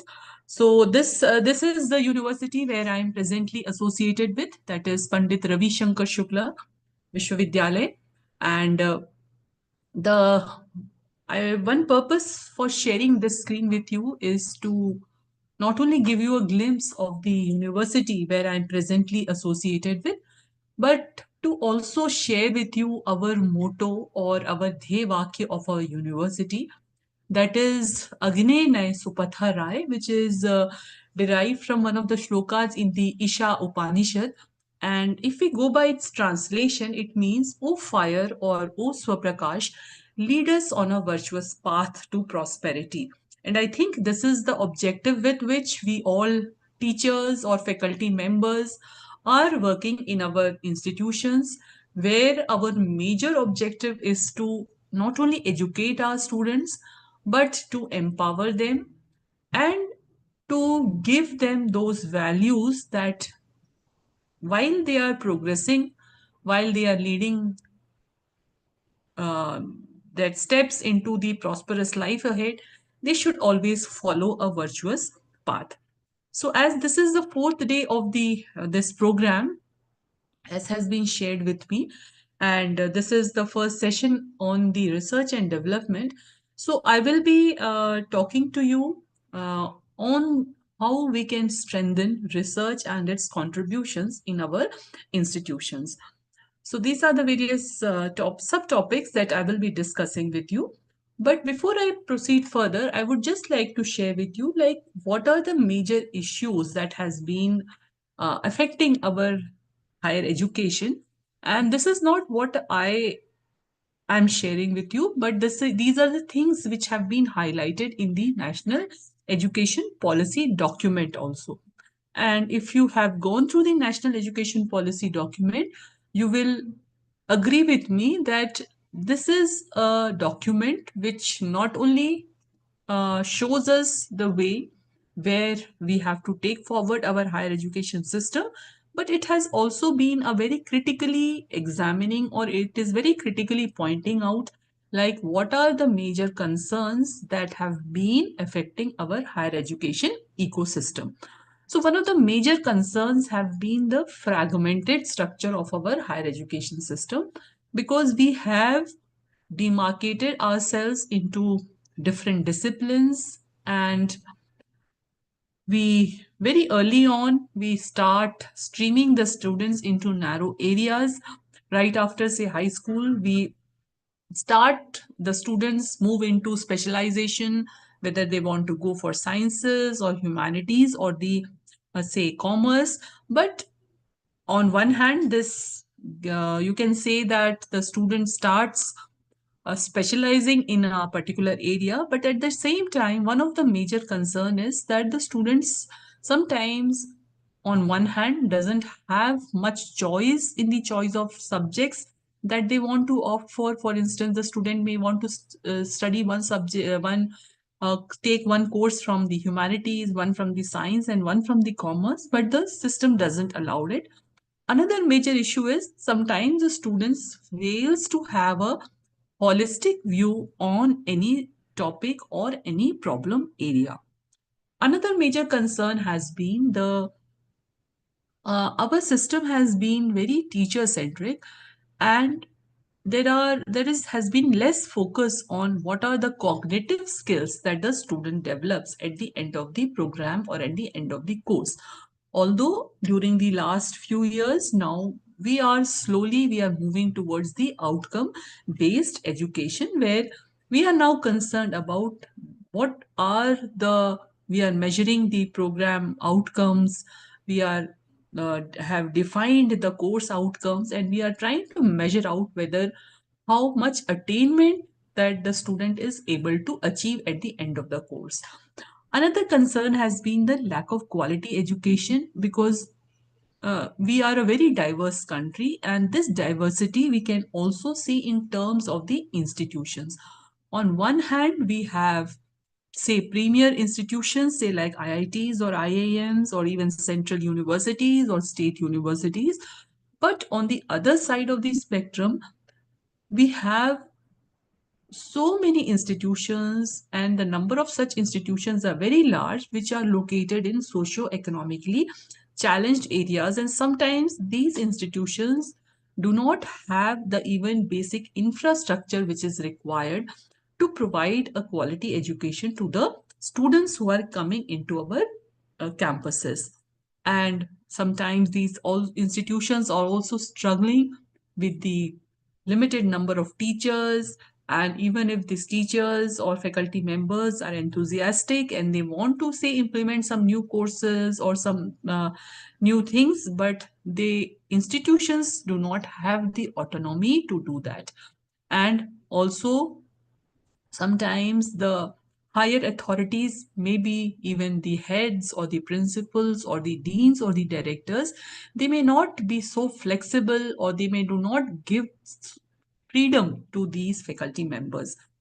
But since in today's session we are basically concerned about research and development, we also see that in majority of the institutions, the research is not a focus, and number of factors can be attributed to it. And one of the major factors is the lack of funding, because research, it is a very fund intensive activity, and in the paucity of funds, the institutions, even if they want to, they are not able to focus much on the research or research activities. So this is how you can see the national education policy is giving us number of options, or it is giving us the flexibility to bring about drastic changes in the Indian education ecosystem, whether it is about the multidisciplinary education or providing the option to the students for multiple entry and exit within a time frame.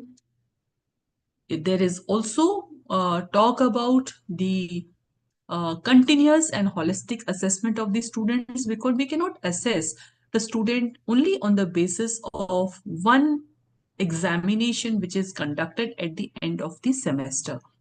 Then there is also talk about the how we have to give the opportunity to the students to study in their own mother tongue, or at least we have to provide the students with reading materials or learning materials in their mother tongue. Then there is more focus on the skill development also, because now you can see that many internship programs, the student have to complete certain internships. The student is also given the flexibility to earn the credits on the basis of the project or project work that they can conduct. And if we talk about specifically research, the national education policy has given for the establishment of the National Research Foundation. So if we go on to see what are the overarching goals of higher education, we can see that there are one of the major objectives that has been outlined, that is to increase the GER up to 50% by the year of 2035. So can someone quickly tell what is this GER?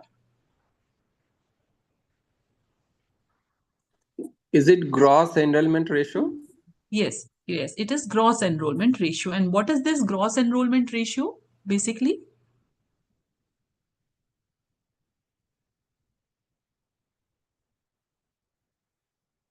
What is this gross enrollment ratio? Gross enrollment ratio is the percentage of individuals in the age group of, say, 18 to 26 who are entering into our higher educational institutions, or who are enrolling for a program in our higher educational institutions. So currently the GER is somewhere around 27 to 28%. So the objective that has been given to us is that by the year 2035, we have to ensure that at least 50% of the individuals in the age group of 18 to 26 years, they should enroll for some or the other program in our higher education institution. Another is the because now the currently the regulatory structure has been quite tight, you can say. It is tight, it is there, but there are multiple regulatory bodies. For example, if there is a professional course, for example, say engineering, it has to be regulated by the say UGC, then AICT, and even the state authorities will be there. So there will be a much lighter regulatory structure, but that doesn't mean that there will be much dilution of the quality attributes or the other structures. Then we also have to move towards the technology driven education on two aspects, because one, the students who are entering into our campuses, they are the technology savvy generation. So to increase their level of engagement, we have to, we cannot only rely upon chalk and talk. We have to use certain tools which are based on technology so that their engagement, their understanding, and their, you can say, the outcomes are much more better. Another aspect is once we are talking about increasing the gross enrollment ratio, we also have to take into account how we can increase the use of technology to take our higher education to the remote areas, and so that the location is not a disadvantage for any of the individuals. Then also there is also now talk about the holistic education, where the students will be having a flexible curriculum, and these will be offered through large multidisciplinary universities.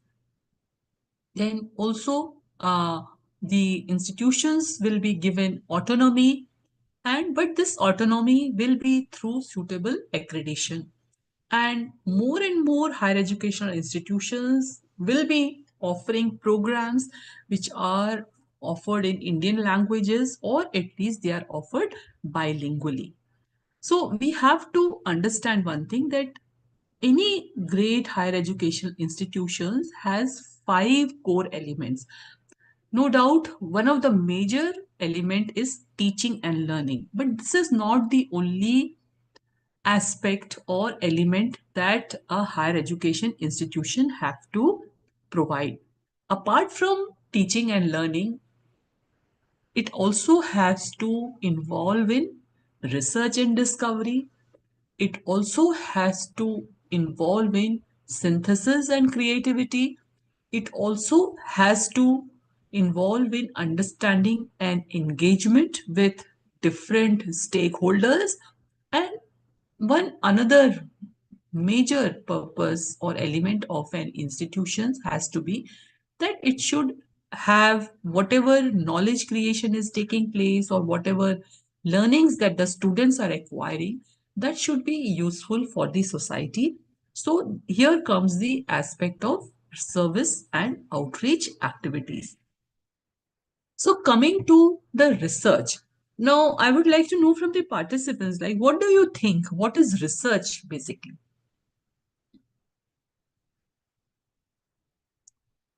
Yes, any quick answer from you?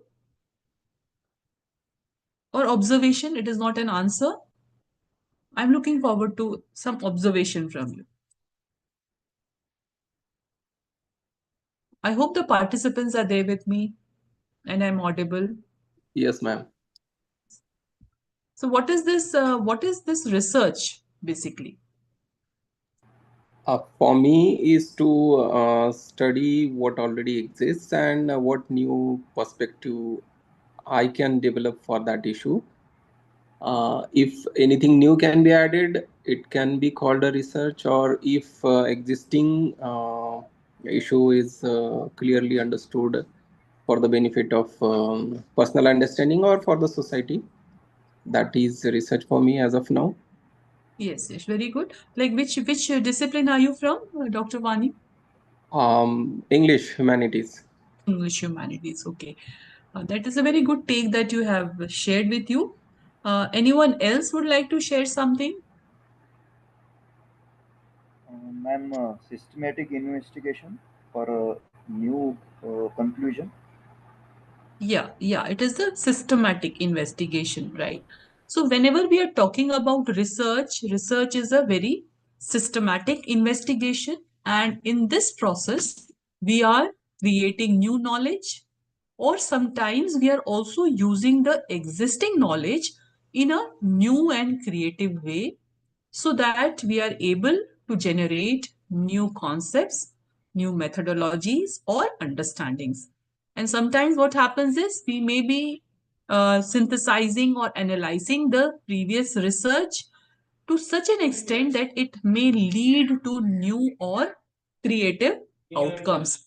So this is, you can say, this definition of research is consistent with the broad concept of research and development that we have. That is where we are undertaking creative work on a systemic basis in order to increase the stock of knowledge. And this can include knowledge of humanity, culture, and society, and the use of this stock of knowledge to devise new applications. So ultimately, any research activity, there are two main aims or objectives, you can say. One is the discovery of new knowledge, and with this new knowledge we are also able to develop new technologies. So when we are talking about new technologies, these can be in terms of new processes, or this can be in terms of new products that we may be developing, or it can also be in a new way in which services are provided to the customers or the consumers. So there is one more term that we hear a lot these days, and that is innovation. So, what is this innovation? A quick reply from any one of you. And how is it different from research? Or are they one and the same thing?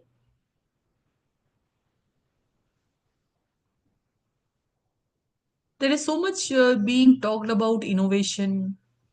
There are also institution innovation councils are also being established in our higher educational institutions, in colleges and universities. So what is this innovation and how is it different from research? A new idea. Yeah, it is a new idea, you can say. Okay. Research also involves a new idea, I'm a discovery kind of thing. discovery kind of thing. Okay. But it is one aspect of innovation. But what is one element in innovation that makes it different from research or it takes it forward? Technological development type. Okay, yeah, okay. So whenever we are talking about innovation, innovation is actually the practical implementation of the new ideas, and these ideas may involve some newness or improvement, or it will basically be the dissemination of the ideas and technology, right? But one very important aspect is that it should lead to revenue generation, or it should be of some economic value, or it should be of some societal value. So unless this feature is there in your novel idea, it cannot be called an innovation. So innovation always has some economical value, or it has some societal value attached to it, or it can also be leading to revenue generation. So we see that in current times there has been, yes. Uh, So you can see the good news is in the recent times, we are now the third largest startup ecosystem in the world. And if we just look at the statistics in the year 2016, there were only 500 startups. But now, as of January 2025, the number of startups have risen to 1.59 lakhs. And if we just take the biotechnology sector, There were only 50 startups in 2014, but now there are more than 66,000 startups in biotechnology sector only. Okay. So there has been two major, you can say, the schemes of the government. One is the Startup India scheme, and second one has been the Stand Up India scheme. And both of these schemes are involved in providing funds and incentives if you have some new ideas and which has the potential to be grown. And in this, not only we are provided with the finances at a very low interest rate, but we are also provided with the opportunity to uh, to have hand holding opportunity is provided through the concerned industries also. So this Startup India scheme, you can see that in we are now over 1.59 lakh startups are there. So much of employment has been generated. Over 16.67 lakh new employment has been generated. But it has also led to some women empowerment also, because you see that more than half of these startups, over 73,000 startups, have at least one women director in it.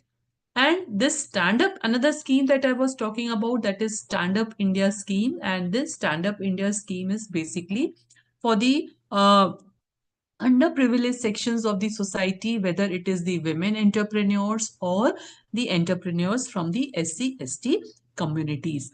So why this innovation is important? Because in research is basically, you can say that, which drives the innovation.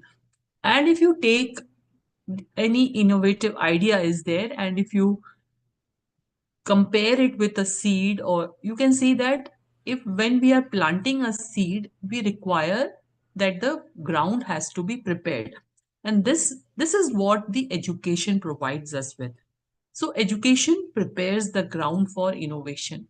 And further, we have to also ensure that the soil is a providing a nurturing environment to it. And this is what the research or the information does. So it is very rightly said that research is the engine which drives the innovation.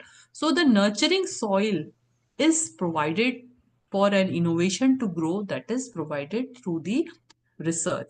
And as a seed converts into a seedling and it starts growing, we also have to ensure that there are no more weeds around it which can limit the growth of that particular plant. And that is what you can say the hand holding or the deregulation of certain uh, provisions are given to the startups. And for a plant to achieve its full potential, to grow into a full grown tree, it requires certain resources continuously, and that can be in terms of, say, water, sunlight, and other nutrients on a regular basis. And that is why you can see that any idea to flourish, it requires finance and support in other terms, right? So that is how you can see the innovation and system has been on a rise. And these are the in 2015, in the global innovation index, we were ranked at 81st rank, and in 2024 we have climbed up to 39th rank. And when we are talking about innovation ecosystem, so it involves not only the public and the private sectors, but academia also has an important role to play. The students who are coming into our campuses, they, if there's, even if a few students have some innovative ideas, we have to support them. And that is why you can see now in our higher education institutions also, we are establishing the institution innovation councils, and no doubt the civil society also has an important role to play. So there are, if we go back and see, India has many examples of R&Ds where it has made its presence felt, whether it is the IT sector or the automobile industry or the pharmaceutical industry or the telecommunication sectors, and even the new emerging areas of, say, IoT or artificial intelligence or data analysis. We are leading on the front. And we globally, we are not only providing the finished goods in these all these sectors, but we are also providing the trained manpower for all these sectors, right? And since I'm coming from the pharmaceutical sciences background, I'm very happy to share with you that in the terms of the medicinal products that we are producing, India stands at the number fourth in terms of the medicinal products in volume. And specifically, if we take the example of vaccine industry, you will be happy to know that India has a repository of over 50 indigenous vaccines. And when I am using the term indigenous, that means the vaccines which have been produced in India by Indian technology. And even the WHO procures more than 70% of its vaccines from the Indian manufacturers. And all these things have been possible only due to the rigorous research that has been undertaken by the government institutes and the private vaccine manufacturers. Now, the next question that arises is, why should the higher educational institutions be engaged in conduct of research? Why should we focus on research? Any quick observations from you, from the participants? As higher educational institutions, why is it important that we devote our time and energy into research activities? And for societal benefits. For societal benefits, okay, yes. Anything else?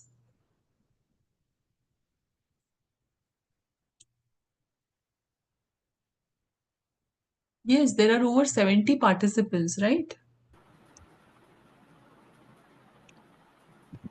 Uh, it can, it should lead to better classroom delivery as well. One of Yes, the aspect. yes, very true. Education main object to encourage research. Okay. To solve social problems. To solve social problems for national development, okay, yes. So, if we see why we have, yes. Ma'am. This is Bharti from Yavatmal. Ma'am, we are being a human being. We are always curious about the new things, and hence the research go on. Research goes on, right?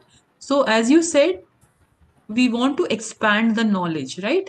With research, we are expanding our knowledge, we are developing newer another aspects regarding various aspects, you can say, various objects, you can say, and whatever new knowledge that we are acquiring, as one of the participants very rightly pointed out, we are able to bring to our classrooms also. So, if as faculty members we are engaged in research, we will be aware about the recent developments in our field. We will be aware about the cutting edge technologies or whatever recent progress that is being conducted in our respective disciplines. And with this, our students are also benefited. So you will see the institutions which are focusing on research, the best of the students will be eager to come to those institutions. And even the faculty members, the retention will also be more because they have, apart from their teaching assignments, they have the opportunity to explore their research potential, right? Another aspect is it, no doubt, it enhances the quality of education, but it is also important because you see whether you are going for accreditation or your institution is participating in the various ranking frameworks, say whether you are going for NAC accreditation or you are participating in the NIRF, you will see that the research component is given a very high weightage. Even can anyone just quickly answer, like what is the weightage for research in the NAC for the old system, at least for the universities and colleges? How much weightage is there for the research component?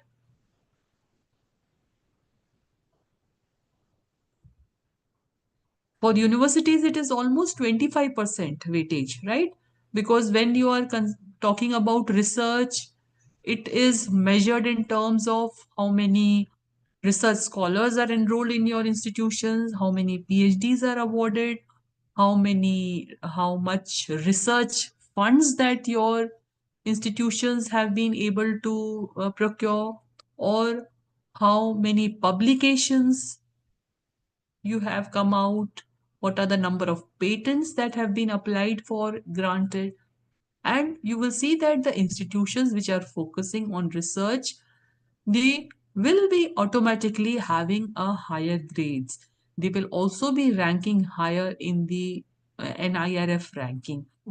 Similarly, as another important aspect is that when we are engaging in research, when we are engaging our students in various, say, research projects, it gives us an opportunity to develop the critical thinking skills in the students, because any research activity involves going through a large source of literature, analyzing the data, then critically examining it, critically evaluating it, then analyzing it and putting forward your outcomes. So all this gives the opportunity to develop the critical thinking skills in the students. Another aspect is that it also creates a very dynamic academic environment in your institutions, because if the institution and the faculty members are engaged in research, there will be lot of inflow of scholars into your institutions.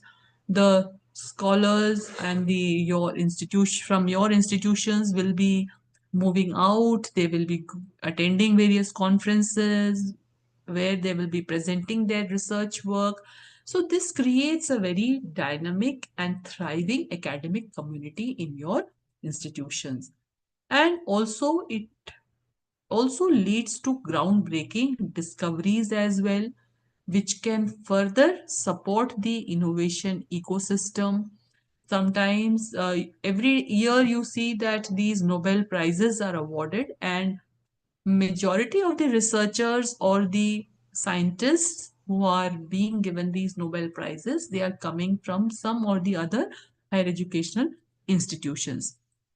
And another aspect is that, as one of the participants very rightly pointed out, that it provides us a way in which we can give back to the society by finding solutions to the problems that may be prevailing in the uh, nearby areas, and we are able to improve their lives and to find solutions for the problems that are affecting them. And last but not the least, what is very important, that it also stimulates the economic growth, because if any of the faculty members is interested in research, and since research, as I pointed out earlier also, it is a very fund intensive activity, so the faculty members will be looking for or identifying the various funding agencies from where they can get the funds for their research. They will be writing research proposals, submitting it to them, and if the projects are granted, ultimately the institutions is benefited because you get additional funds inflow into your institutions. And it also provides us an opportunity to form partnerships and collaborate with other researchers, with other institutions also. Because nowadays, when you may not be having all the facilities in your institutions, so we always look for collaborators, or we try to partner with such institutions who may be having the facilities or the expertise that we may not be having. So with research, you will see that it not only stimulates the economic growth, but it also provides us new ways in which we can form newer partnerships and collaborations. Now, before proceeding further, I would just like to share with you certain statistics where you can see that how much we are actually spending on R&D as compared to other countries. From the data that you can see from in your screen, you will see that most of the countries, all the developed countries, they are spending much more than what we are spending on research. For for instance, whether it is Germany or UK or US, but even the smaller countries, say even say Italy or Malaysia or Russia or even South Africa, they are spending much more on R&D. So this is actually measured in terms of gross expenditure on R&D, that is GERD per capita, where we are only spending 43.41. And during the last few years, although this is the data till 2017, but still till now there has been a progressive increase in the R&D expenditure. So what we can draw from this is that there is an increase in the R&D expenditure, but this is only half the side of the story. If you look at the what is the percentage of GDP that we are spending on R&D, which can be seen with this red line, you can see that there has been an increase in the decrease in the expenditure as a percentage of R&D, and this has remained stagnant at around 0.65 to 0.7. And why this is important is because this is one of the world development indicators. And as you can see, with as compared to other developed countries, whether it is Germany, Japan, or US, or even our biggest competitors in our global market, that is China, which already has a higher GDP than us, but still we are spending much less percentage of our GDP on research, that is only 0.65 percentage. And majorly there are four sectors who are spending on R&D, that is the government agencies, then through the government, various government grants that we get, then private business enterprises, then higher educational institutions and private non-profit organizations. Now from this graph, you can see what is the different, how much the different sectors are spending on R&D.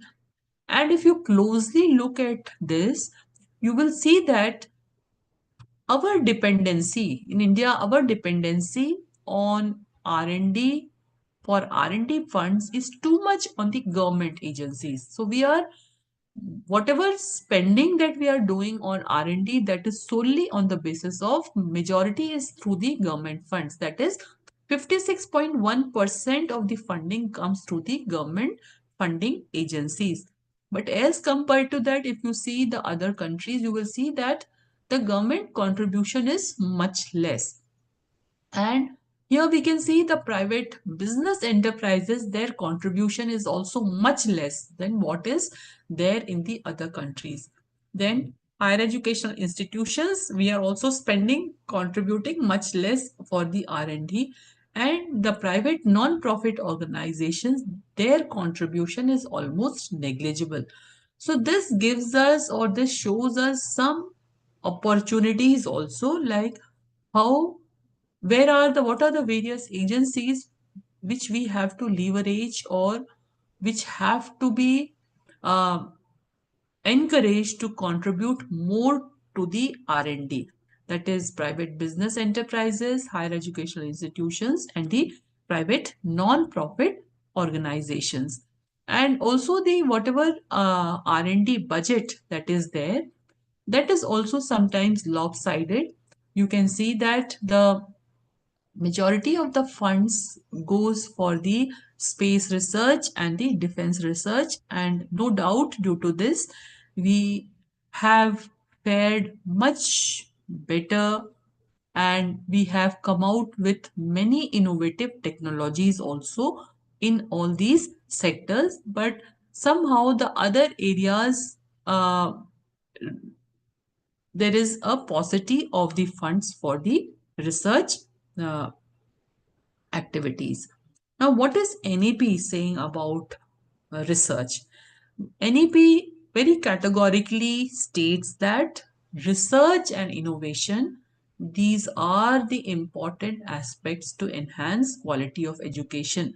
So when we are thinking about increasing the quality of education, that is not that is dependent not only on the teaching and learning in our classrooms, but also on the research and innovation. And we have to not only improve or focus more on the research, but we have to promote quality research within our higher education institutions. And why this is important is because unless and until we are able to integrate research, innovation, and technology development, we will not be able to achieve the dream of Atmanirbhar Bharat or self-reliant India. So it is very important that we focus on quality research in all the areas. And that is why the NEP has also stressed that we have to establish R&D cells in our higher educational institutions, and it is through these higher educational institutions that we have to move towards multidisciplinary and transdisciplinary research in our institutions. And also there will be the establishment of National Research Foundation. So why is it important that we have to contribute toward R&D? And not only we have to focus more on research, but because indirectly we also have to focus on the multidisciplinary approach in education. So from the initial stages itself, we have to make sure that the students have the exposure to multidisciplinary education. Because why it is important is, as I pointed out in the beginning also, that any student should have four important attributes. One is the curiosity, second is the creative mind, second is the analytical thinking abilities, and fourth one is the critical thinking abilities. So unless and until a student is exposed to multidisciplinary education, these skills may not be developed in a student. And it is important to nurture these skills in the students, because as you see, as you move towards research and when you have to frame a research question, it is very important that the student should have these skills. And unless and until you are framing a right research question, we may not be able to come out with the relevant outcomes or solutions. One more thing, what NEP has been pointing out, and the UGC has also come out with the guidelines for the R&D cells. So it is important that in our institutions we have to establish the R&D cells. So these guidelines you can easily download from the UGC website. It is not a very big document, hardly 6 to 7 pages, and it is important that in our institutions we should have a vibrant research ecosystem which is in alignment with the NEP's objective on innovation and societal impact. So at this point, I would also like to know from the participants whether you have an R&D cell in your institution. If you are having it, then what are the activities that you are conducting?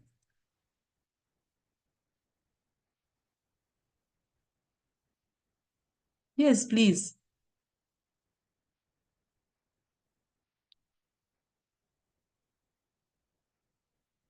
Am I audible? Yes, ma'am, we have R&D cell and we are conducting regular research in our college regarding the MFARM projects we are running, and PhD projects also in the research R&D this department. Which college are you from, madam? P. Wadhwani College of Pharmacy, Yavatmal, ma'am. Okay. Okay. And any other activity? Research, okay, you are conducting, no doubt, but what are the activities that these cells are coordinating or looking after? That is what I wanted to know. Doctor Manish Yadav madam Shri Gadge Maharaj Mahavidyalaya Murtizapur. Yes, yes, madam. We conducting survey during election. Okay. So that must be a part of your research project, right? But Yes. yes. Nee, I wanted to know, like, there is a R&D cell is there. So what are the activities that are there conducted through that R&D cell? Okay, research projects you are conducting. Yes. Suruchi Kadu from Brijlal Bihani Science College. Recently, we conducted a workshop on plagiarism for faculty and research student. Okay. Yeah. Yeah. Okay. So, like, what are the, like, why is it important to establish this R&D cell? One is to create a conducive environment, because normally what we see in our institutions is we are not very open to collaborate, or we are not very ready to partner with other disciplines. In whether it is universities or colleges, we want to remain confined to our own discipline, whether it is, say, pharmacy or chemistry or physics or humanities, whatever it is. And the basic purpose is now that we have to move towards multidisciplinary and transdisciplinary research. So through these R&D cells, they have to ensure that we are collaborating not only with other departments of our institutions, but also collaborate with other institutions outside our campuses, with industries, and even with the communities around us, right? So for creating and nurturing environment or conducive environment for collaboration, that is one objective. Second one is to facilitate access to resources, because research it requires fund. So how to mobilize the funds, looking after for identifying the agencies to which you can approach for funding, and to support the faculty members and scholars in preparing a good research proposal, because sometimes some faculty members may be requiring some assistance, so provide those assistance. And we also have to take into account that if your research you are undertaking research, and whatever research outcomes are coming out, whatever intellectual property is coming out of it, we can also encash those intellectual property, how you have to go for patenting, or how can you go for the transfer of technologies to the industries. So that also is taken into account through these R&D cells. Then, hello. Yes. Hello. Yes. Yes, sir. This is Dr. Prashant Patel from Jalgaon, madam. Yes. Actually, I am having the questions with regards to the different agencies which have been sanctioning the amounts for the conductor of the projects. Yes. Project. My question about the ICSSR. I personally prepare the reports, project proposals and filed to the ICSSR for 3 times, Hmm. but they cannot sanction. I have just taken the different titles for the each and every proposals, but they are not sanctioning. So, what will be the criteria for sanctioning that ICSSR? Criteria, because it is it is very competitive nowadays, right? Okay. So you have to make sure that one is your what is your discipline, sir? I'm working as assistant professor in commerce. I'm having the experience in the management also from last 13 years. So you one thing is like what I will always encourage is you go for say multidisciplinary or transdisciplinary, right? Okay. Instead of going for like single you are applying, you try to collaborate with some other discipline, say Okay. sociology or something, and also Mhm. take a topic which is more relevant to the society. You should be Okay. find some tangible outcomes, because nowadays you see the projects are mostly if your project is multidisciplinary or transdisciplinary, and if it has some translational value, there are more chances for your project to be sanctioned. Okay. Okay. Okay. Okay. Yes, Thank you. thank you. And also one of the other objective you can say is to strengthen the research capacity, as one of the participants has faculty members has pointed out that they conducted a workshop on plagiarism. So because research is a very dynamic field, so we have to provide training opportunities not only for our faculty members but also for the students. And also we have to make sure that we are promoting ethical research, because as we have to make sure that the faculty members and the scholars, they are adhering to the various research ethics, whatever research guidelines are there. For instance, if you are conducting your studies on human subjects, you have to make sure that your protocol is approved through the institutional ethical committee. And even if, for example, you are conducting experiments on animal models, your protocol should be approved by the institutional animal ethical committee. Or you are, if you are handling certain biological samples, it should fulfill the biosafety standards. So whatever ethical guidelines are there, that also has to be fulfilled. And so that is how you can see the every institute should establish an R&D cell, and each institution will have its own context. They can identify the thrust areas in which they will be focusing the research in their institutions. And one important thing is that whatever the structure of your R&D cell is there, we have to make sure that there are representatives from different disciplines. It should not be like only say one or two disciplines are represented in the R&D cell. The representative should come from different disciplines and different stakeholders, that not only the faculty members, even student representatives, representatives from the industry, representatives from the society, they also should be a part of your R&D cell. So this is the organizational structure that has been proposed for an R&D cell. You can go through these guidelines, which can be downloaded from the UGC website. For instance, there has to be a research advisory council, which will be chaired by a vice chancellor or the principal of the college, or they can also nominate someone to be the chairperson of the research advisory council. Then there will be a director R&D cell who will act as a convener, and there can be different committees.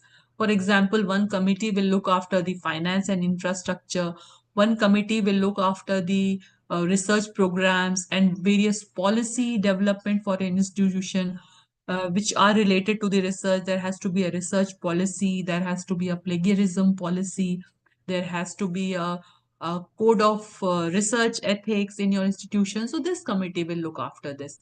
Then there will be one committee which will look after the collaboration, how you signing of the MOUs with different organizations who will be helpful for you in your research projects. Then one committee can be for the product development or the monitoring and for the commercialization of the research outputs. And one committee can look after the various IPR issues and the legal and ethical matters. So these are the major features of the R&D cell, you can say.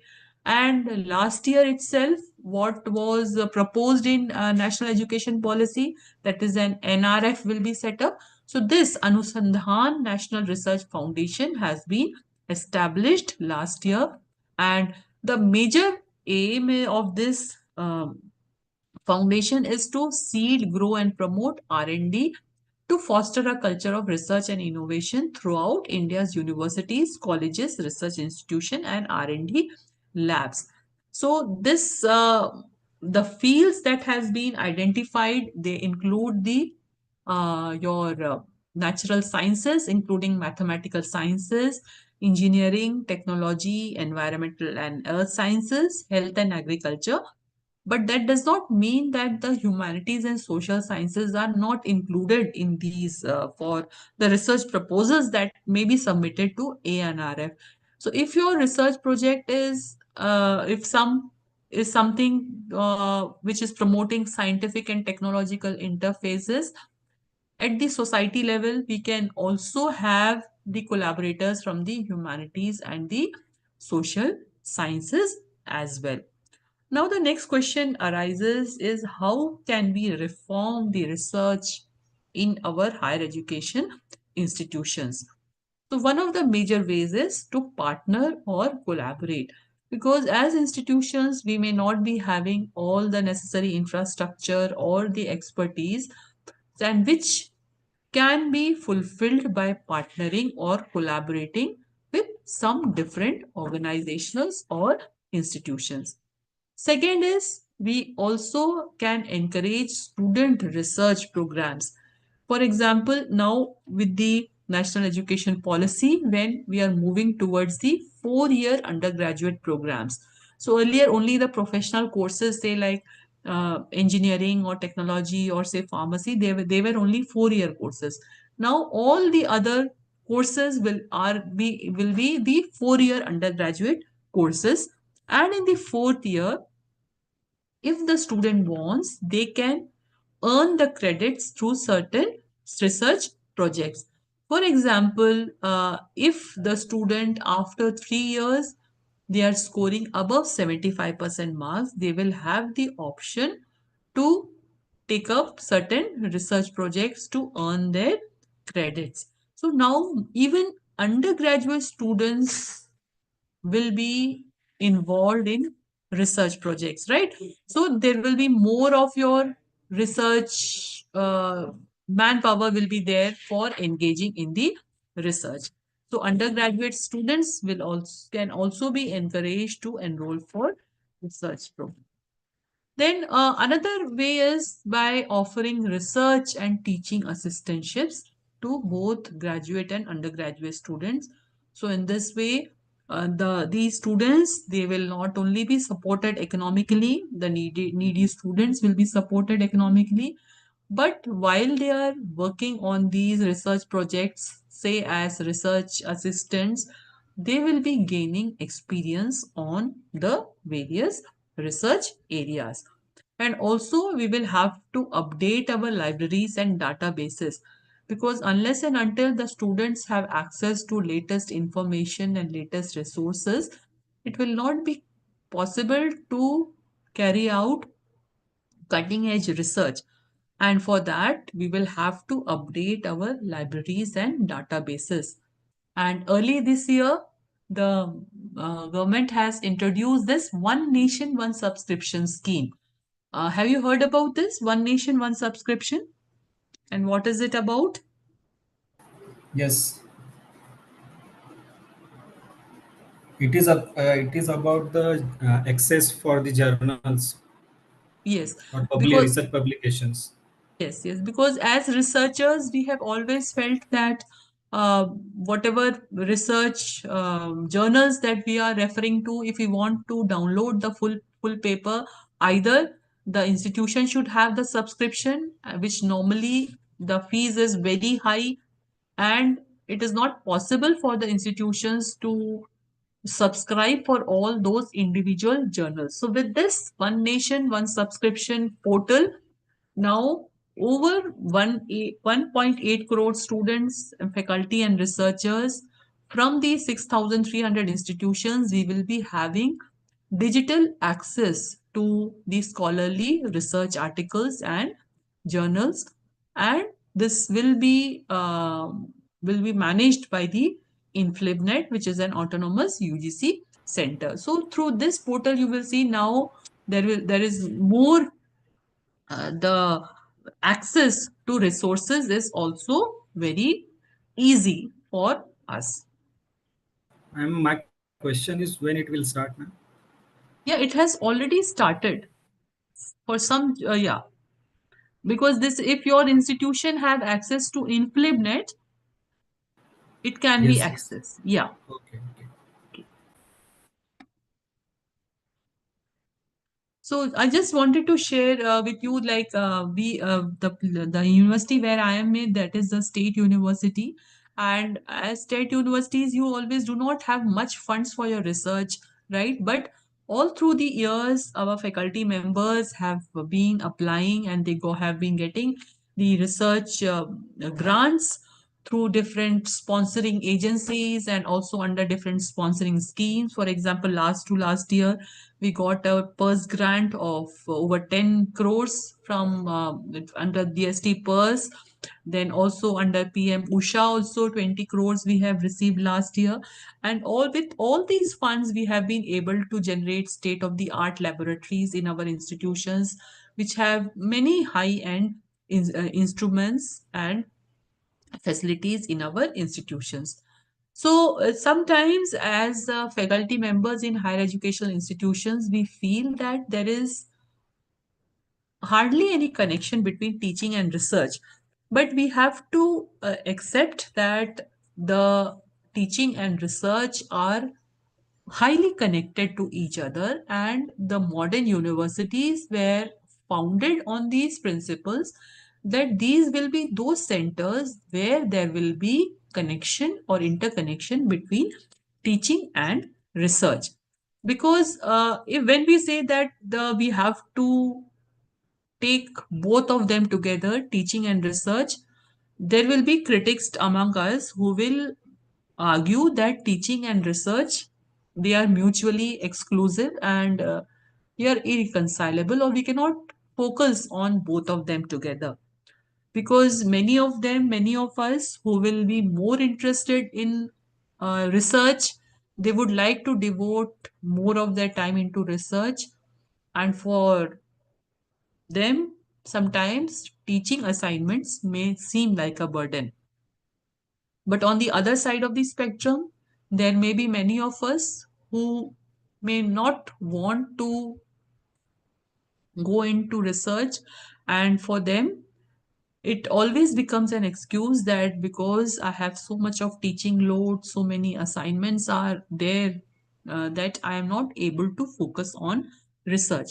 But this is entirely separate from the requirements of the higher educational institutions, because it is not a coincidence that the faculty members in higher educational institutions, we all are PhDs. Even if the young faculty members, they are joining without PhD, they look for the first opportunity for registering for the PhD and earning this research degree, right? But somehow that means that it has been understood that if you're acquiring a research degree, that helps you to orient yourselves toward research activities and all the advantages and the benefits that I've cited earlier, that are transmitted to the students.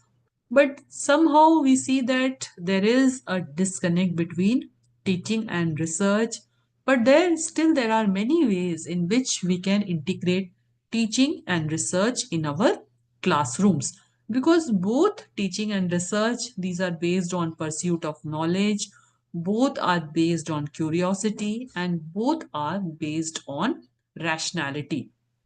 Because if we are able to integrate teaching and research, it benefits both the students and the teachers. How the students are benefited? students are benefited because there is an improvement in their learning. Because the students, even if we are engaging them in some small research projects, the students develop critical thinking skills and the students become more engaged, because if you are delivering your sessions only through classroom teaching, we may not be able to grasp the attention of the students. But if you give some research assignments, they will be much more interested. And in this process, the student learn about the research methodologies, and they also start appreciating how the knowledge production actually takes place. And when there is research based learning is there, the students are able to connect the course material to their daily lives. They are better able to understand about like whatever they are studying in the classrooms, what is its practical utility. And on the other side, the teachers are also benefited because it leads to an improvement in the teachers' research. You all will agree with me that there are, at least it has been my personal experience, like there were many topics that were not much clear to me while I was a student.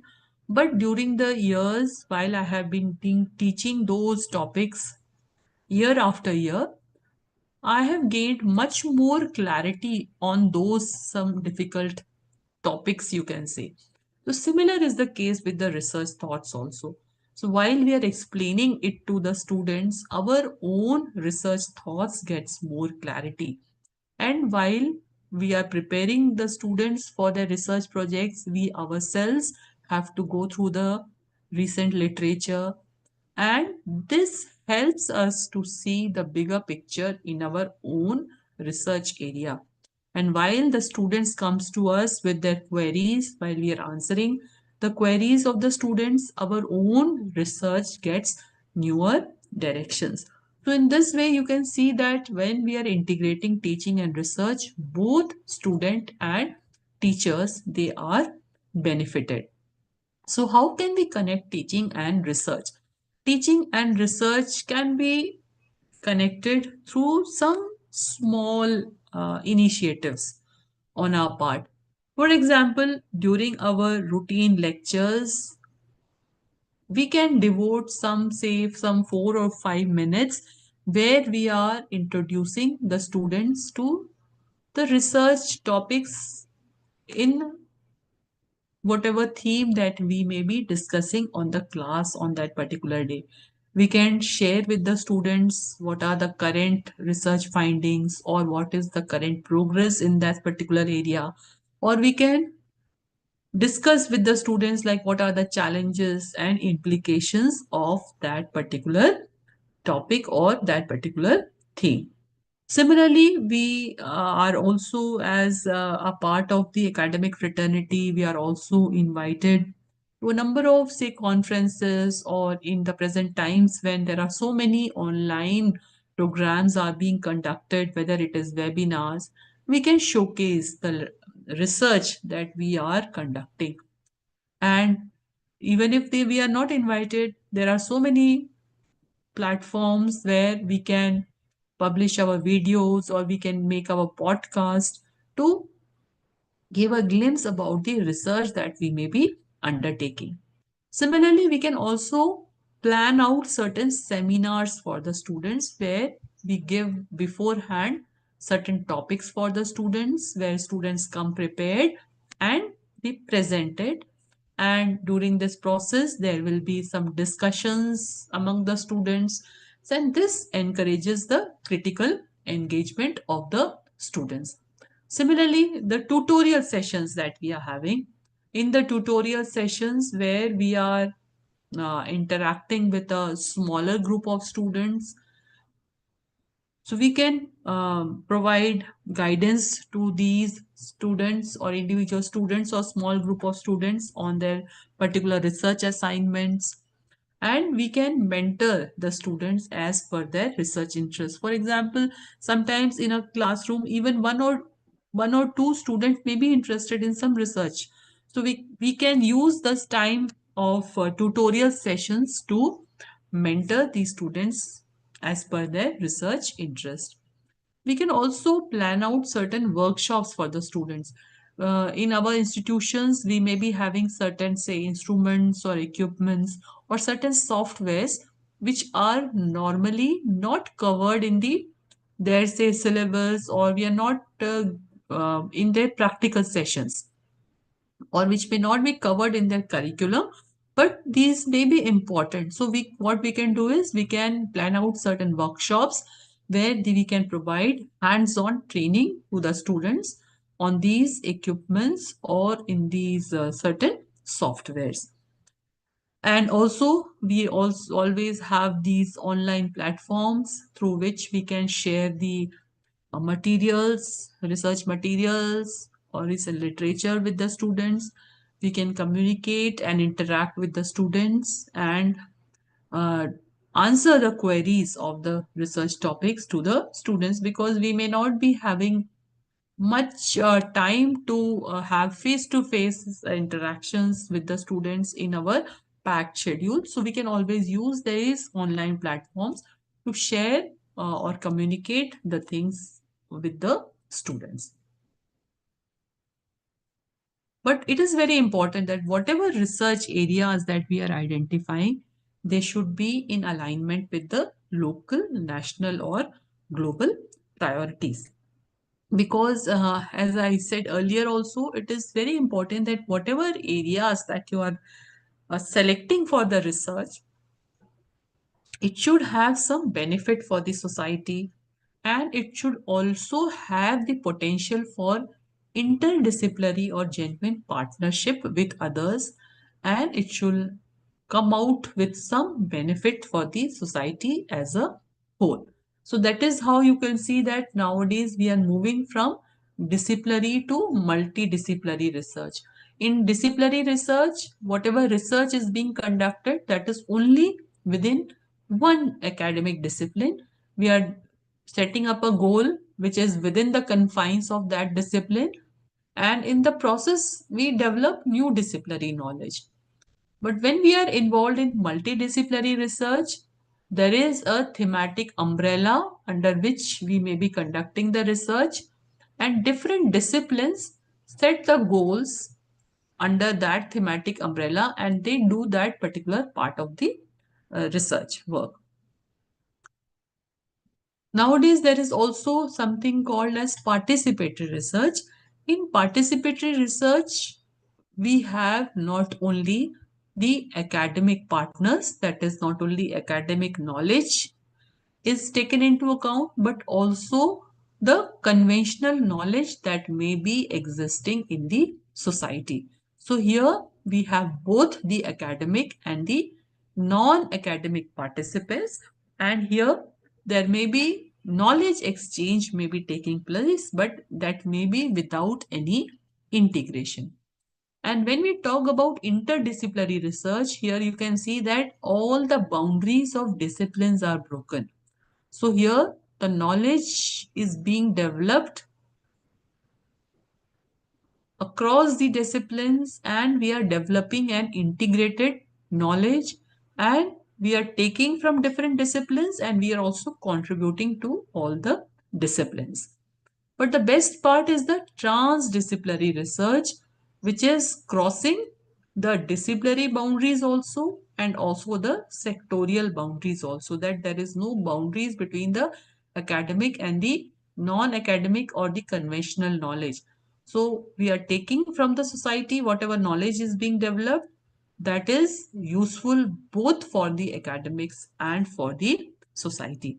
So I would like to share with you this one of the research proposals that we had got through the Indian Institute of Bhilai Innovation and Technology Foundation.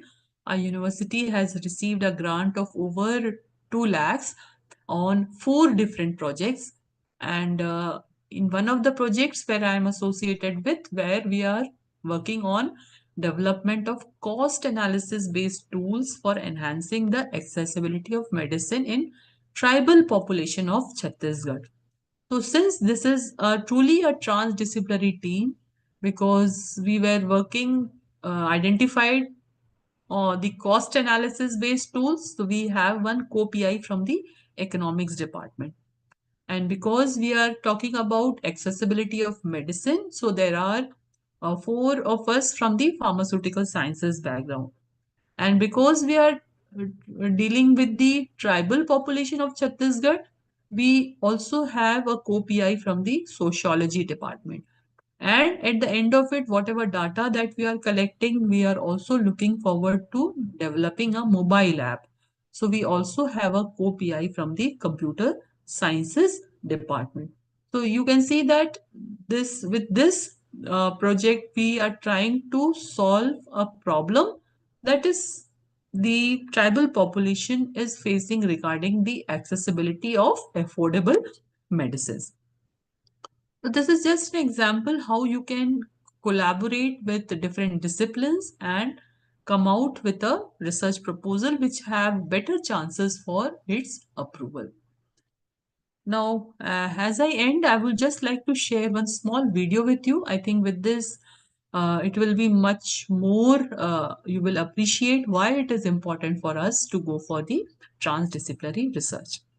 Just let me know if it is audible. Is it audible?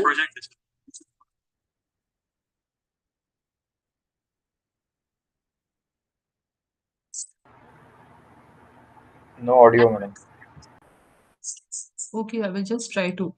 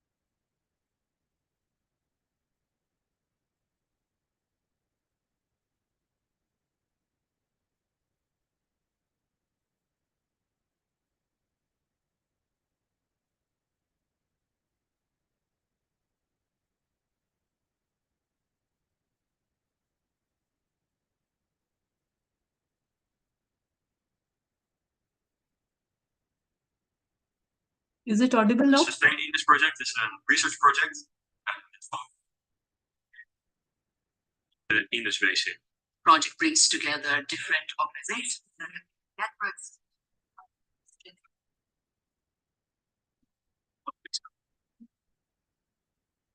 Also for socio-economic development.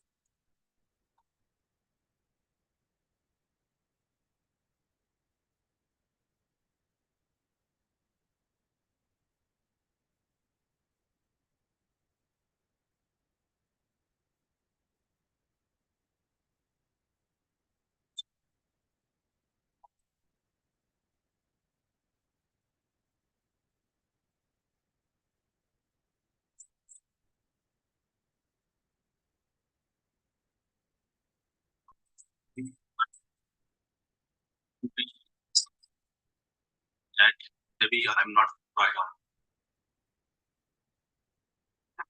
As someone from Nepal, I can give the perspective of South Asian way of looking at water management.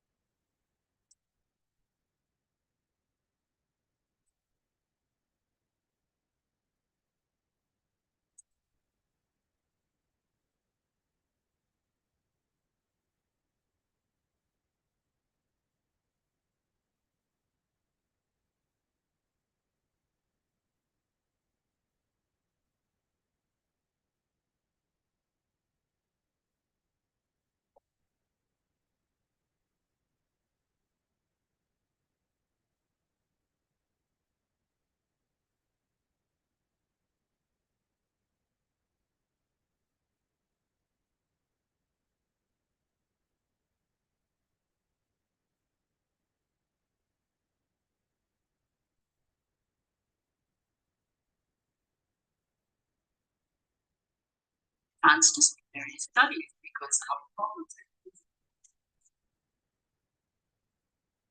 is on board or supporting therefore affecting the end. At least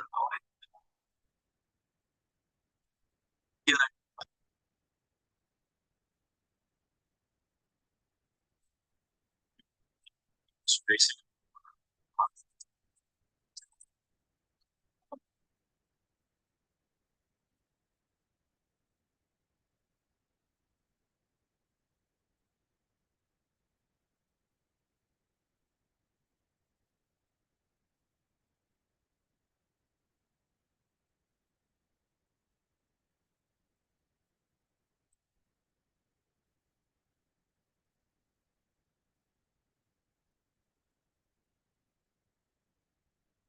So I hope the video was, you were audible. It was audible.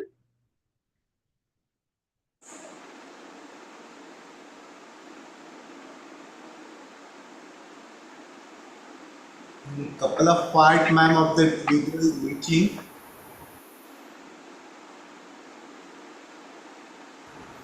It's partially audible, madam, because subtitles underneath, so we can read.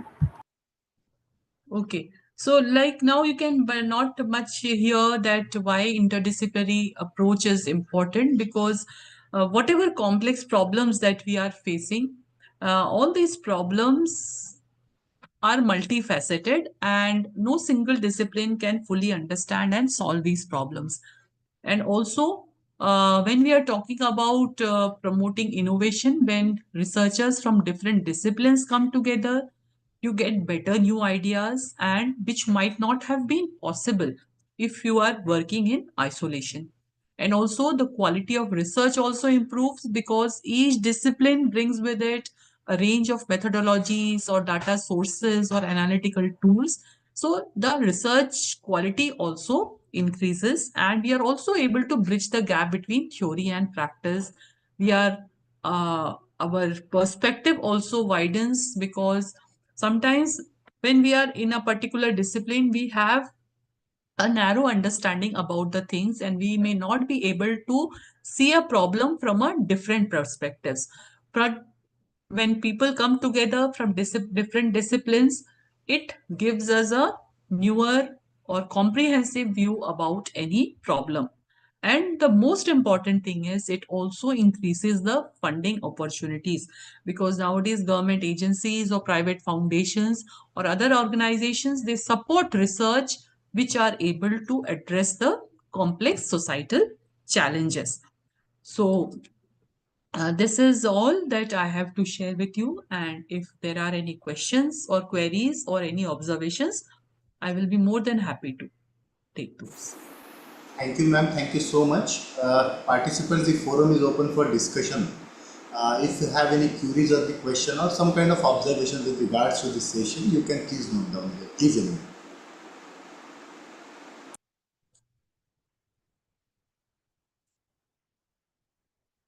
Or if there are any practices that you may be following in your institutions to strengthen research, that also you can share with you. I know it is time for end, but still, if Ma'am, one question in the YouTube that what is the role of this International Arbitration Center while we are performing transdisciplinary or collaborative projects during the research? International Arbitration Center Act.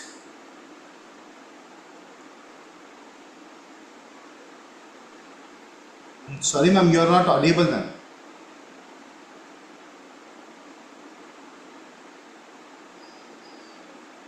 No, ma'am. yes, am I audible now? Yeah, ma'am. Right now, please. Okay.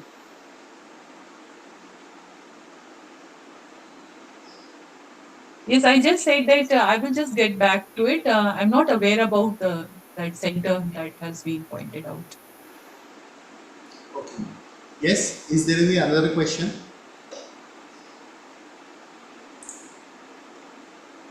One more question in the YouTube, ma'am. Can you please suggest them name of the funding agency that will provide the assistant for the research. Yeah, there are so many.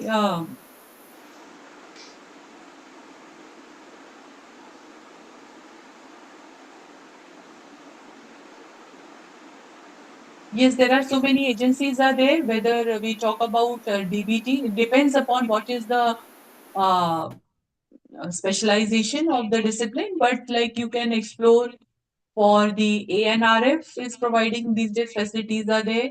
Then DBT, ICMR, then ICSSR is there. These are some of the important agencies. And also you should look out for the various calls, that special calls also these agencies are putting up. Yes, anyone else? If there are no more questions or the queries, then we can conclude this session. No, I think, ma'am, there is no more questions or the queries. So, if you could permit, ma'am, shall we conclude?